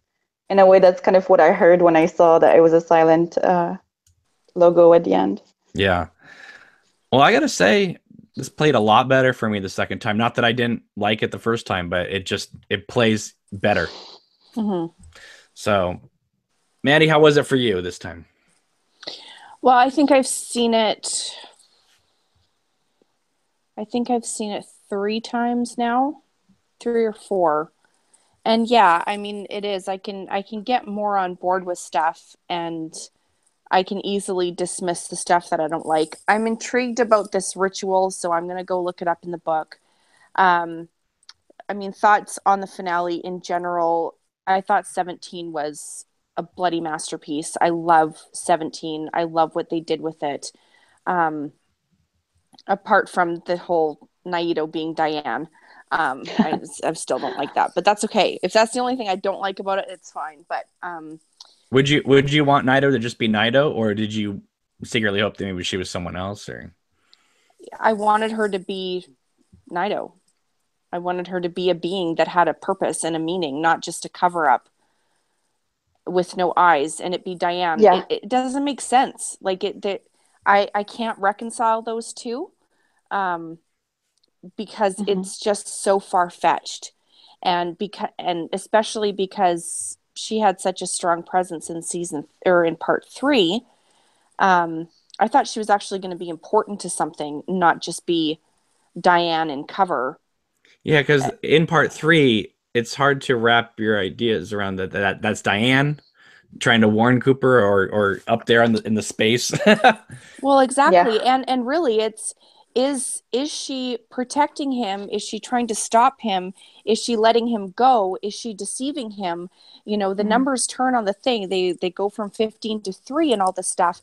Then all of a sudden the blue rose appears on the table. Like, there's massive things that happen in part 3 in just that one sequence in the purple room that I never got the idea that Naito was for Cooper. I thought she was doing something, or there was a shift halfway through that she all of a sudden turned to try to stop him or something, and it failed she got electrocuted and got kicked out. So the fact that it's Diane, it literally, if I'm going to use one complaint for the entire show, that's what it is.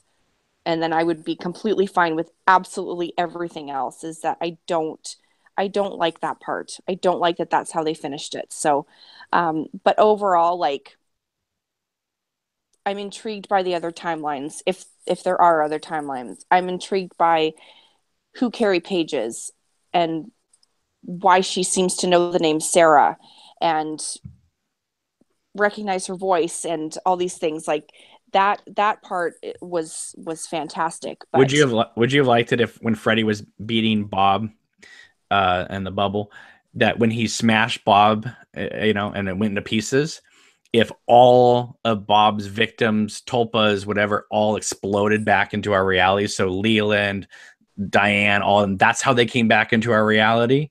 Would you have liked something like that? Because then she's not Nido. That is fantastic. You need to find a way to piece that together somehow. That is fantastic. I love that.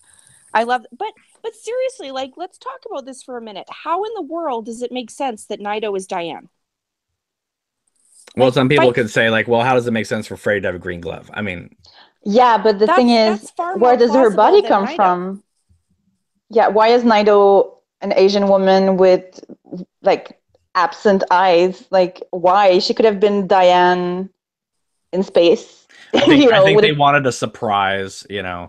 But it was a stupid surprise, and she's talking the whole time too. Like, every scene she's in, she's talking. She's desperate. She's freaking out. Yeah. And we still have no idea what she's saying. If Diane was in on this and knew everything that was going on, she wouldn't just be like all the time, right? So, because she'd be calm, she'd be like, "It's okay, he's coming, baby's coming home, it's good." Like, don't like that. It is a shortcut. Let's just call it for what it is. It is a shortcut. But I think that if it had just been Laura Dern, obviously they would have ruined the surprise of anything. Also, and Andy, Harry probably couldn't have picked up Laura Dern. She's too tall, so and carried her out of the woods. But it still makes me wonder, like, where did they get her body? Like, it's, instead of answering who's Nido, it just opens up again more questions. Like, how did her body get there? Was she alive as Nido once? Why does she have a Japanese name? Like. Well, because Nido is Oh Diane backwards. No, it's not. It's dumb. And why was that the time that they decided to eject her from wherever she was? Because we don't even know where she was. Well, she was with the purple room next to the White Lodge. Well, yeah, but then she was floating in space. Yeah, I love that part where she flies. Yeah, like, it's great, but where, why? Yeah, I have a problem with. I don't have a problem with the character of Nido or anything that they did with her up until the point where her face changed and it was Diane. Other than that, she was fascinating. That's why I love 14 so much, because I love it when she comes back and it's like, ooh, what are they going to do with this? So, but overall, the entire show as a whole, it's fantastic and I love it. So 98% of it. So I take it December 5th, you'll be buying it first day? Of course. Not even a question. Let me ask you something. If it didn't have extras on it, would you buy it first day, or would you wait for a sale because you still have it available via streaming? No, of course I'd buy it. I need it again. Like, I'm a collector. I need to have that stuff right now. No, I'm saying, but if you have it streaming, would you wait for a sale if it didn't have any extra bonus material on it? Or is the bonus material going to... No, I'd still buy it because I like to pretend that I have money when all I have is debt. So no, that's a joke. Actually, I'm kind of responsible with money. No, no, I would just buy it. It's when it's in existence, then I must have it. That's all it is. I don't care. It's yeah. What about, are you going to wait for a sale?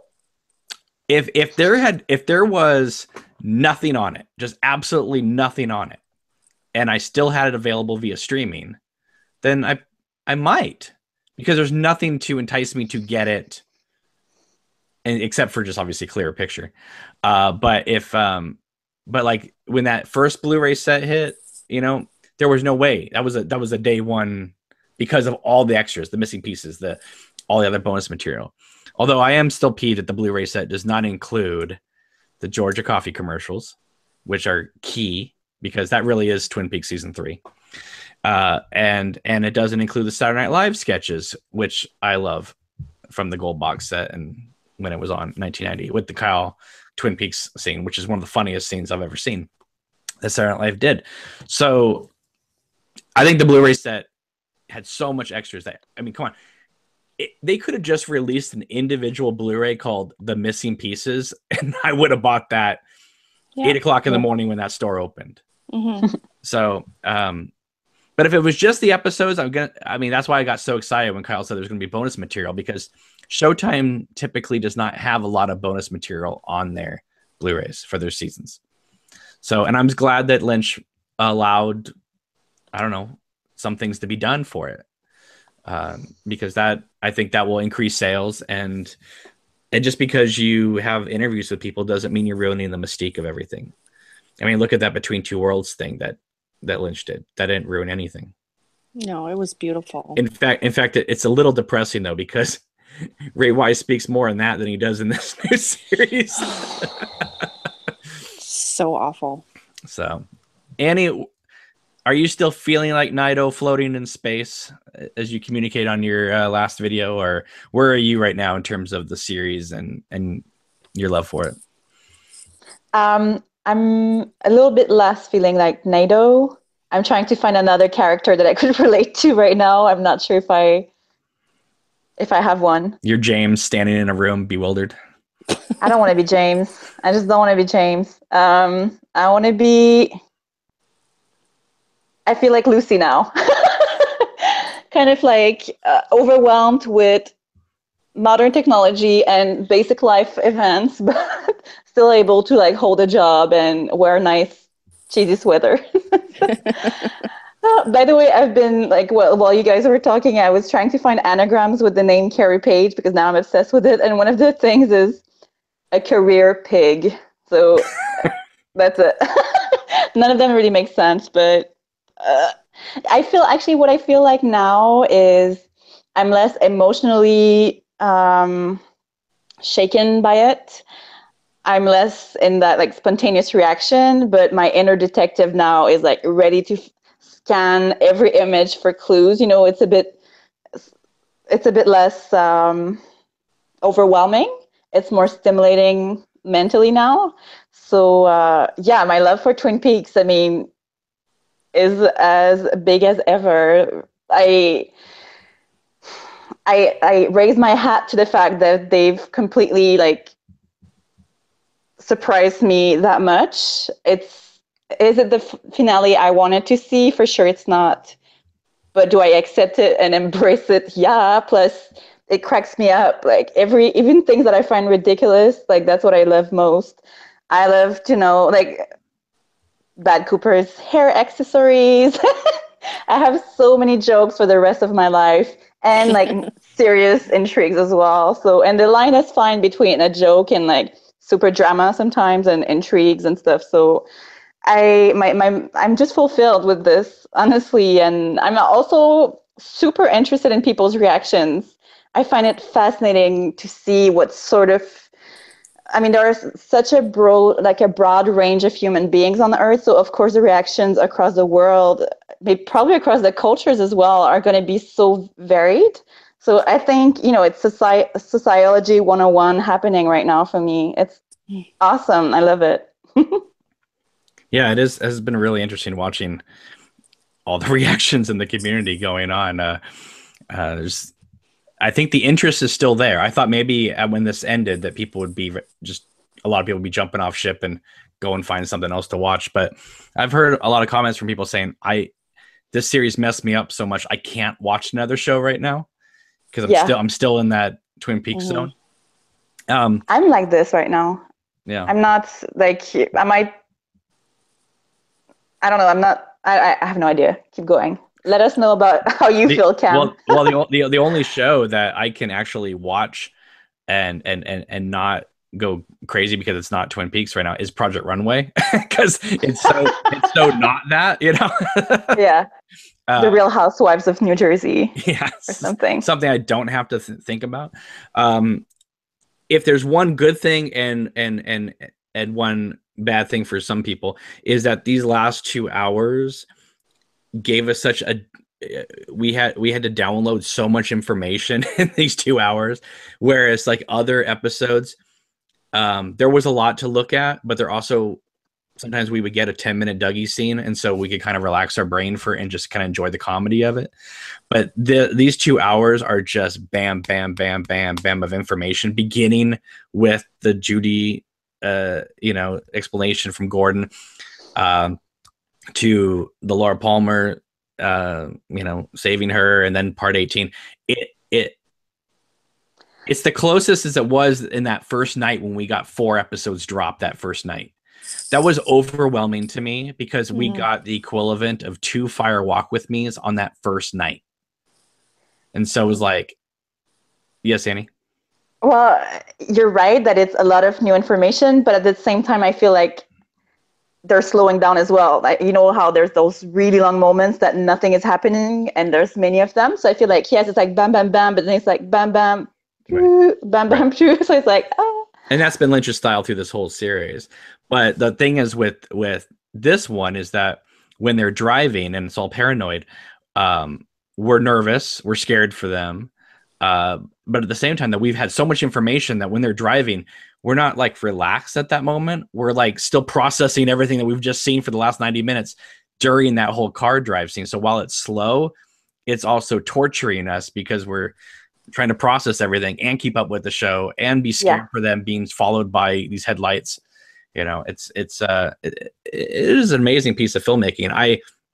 I do find it interesting when I read online people saying that this series it just is Lynch being incompetent through the whole thing. I'm like, listen, if you have problems with the series, incompetence isn't one of them. You know, I can nitpick stuff in this series, but I would never say that there was incompetence in this series. Never. I wouldn't have watched if I mean, and they kept watching until the last 2 parts. So I mean, there was some kind of enjoyment or point for watching the whole way, and then they don't like the ending. They get like their whole life doesn't make sense anymore. They can't cope. They can't deal. They gotta shoot the messenger. You know. But I think they have to look within. That's the truth, though. For a lot of TV shows, they'll write it out, and then when it doesn't give them the ending they want, they just crap all over the whole thing. And a lot of people will tell you, "Oh, we stuck through it because we were being told by Lynch fans, you know, hang in there. It's all gonna work out." We're being told. What the hell is this? Like, I don't know. Well, even Kyle was saying, you know, like, don't worry, it's all gonna make sense if you just hang in there, you know. And then they flipped it on everybody. That's what made me laugh so much the next day when I saw all those pictures saying you just got lynched. Yeah, that was funny.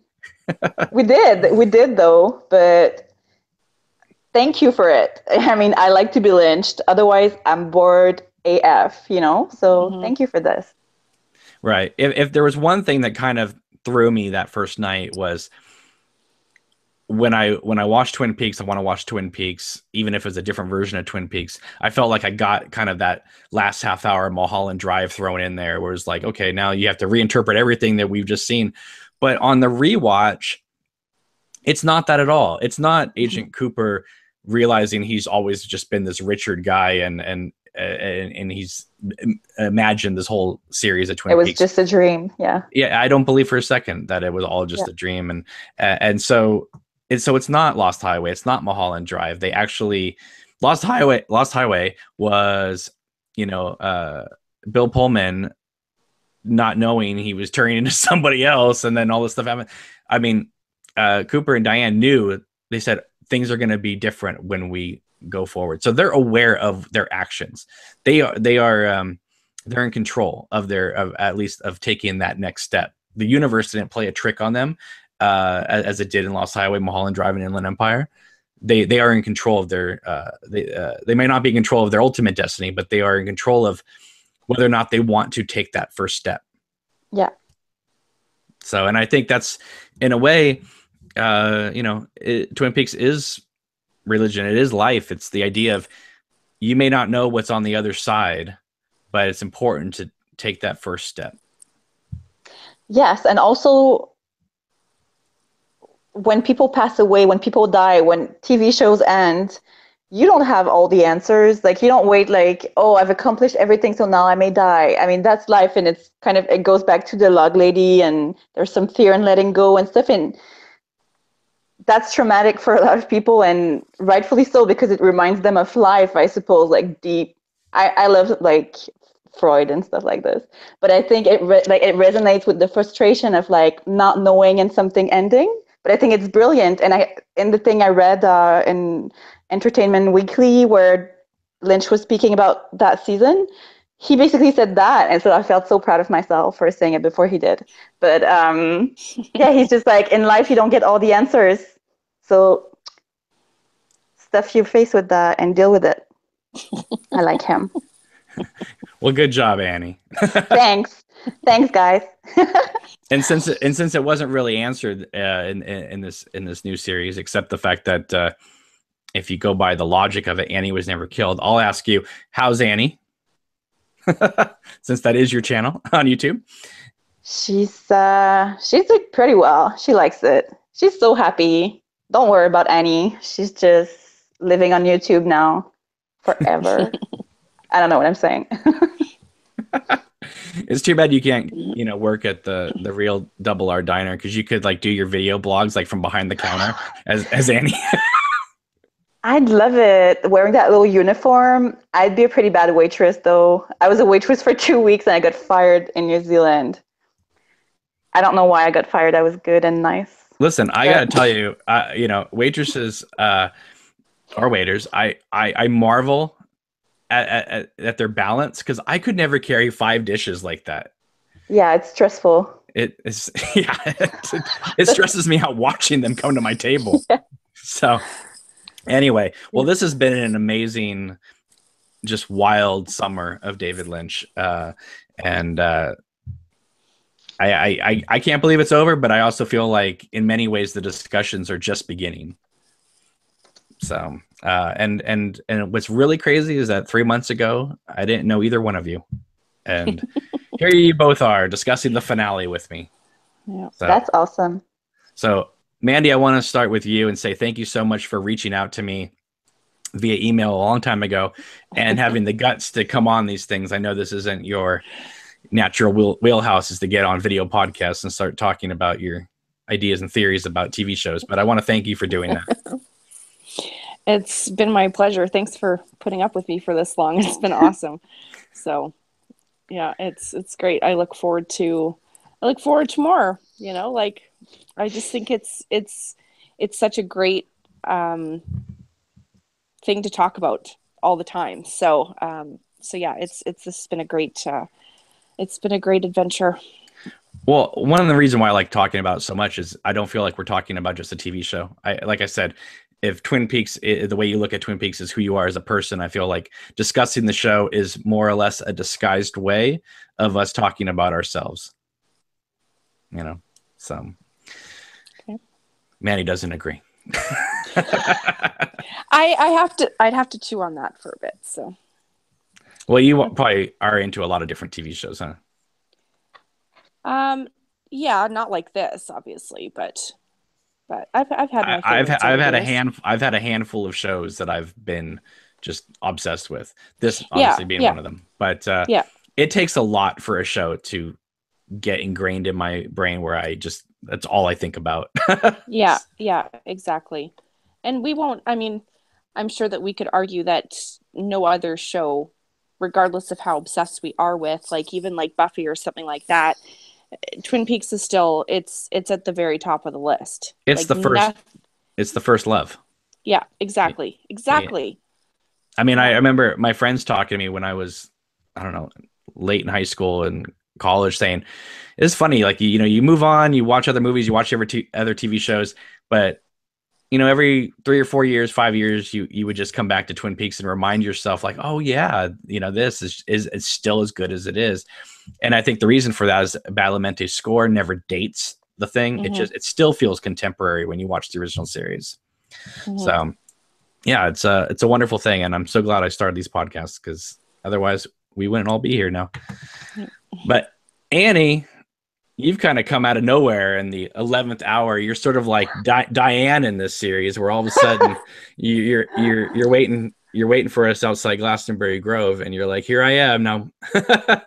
That's right. It's been so fantastic, like, you know, getting to know you and having you come on these videos and stuff like that. And I'm so happy for you and your YouTube channel, and you have a new VidMe account too, right? Yeah, I didn't put anything on it yet. It's like it works on some computers, it doesn't on others. So I need to figure this out. But yeah, I'll do something, whatever. I have no idea. I'm like, oh, I should probably eventually do another video like about Twin Peaks. But I'm just really taking my time right now, just absorbing everything, and I'll see what becomes of it. But something will come out of it. But I wanted to thank you for like caring enough to actually invite me over here. I've had so much fun discussing with you guys and all your guests, and I don't miss a show now. And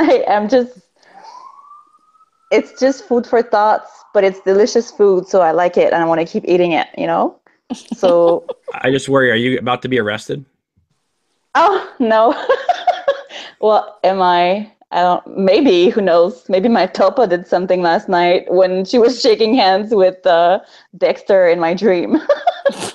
No, it's just I live on a really busy street, so that's why it's so hot in here. Like, it's super hot outside, but I have to close my windows so that you guys can't hear what's happening in the ghetto down there.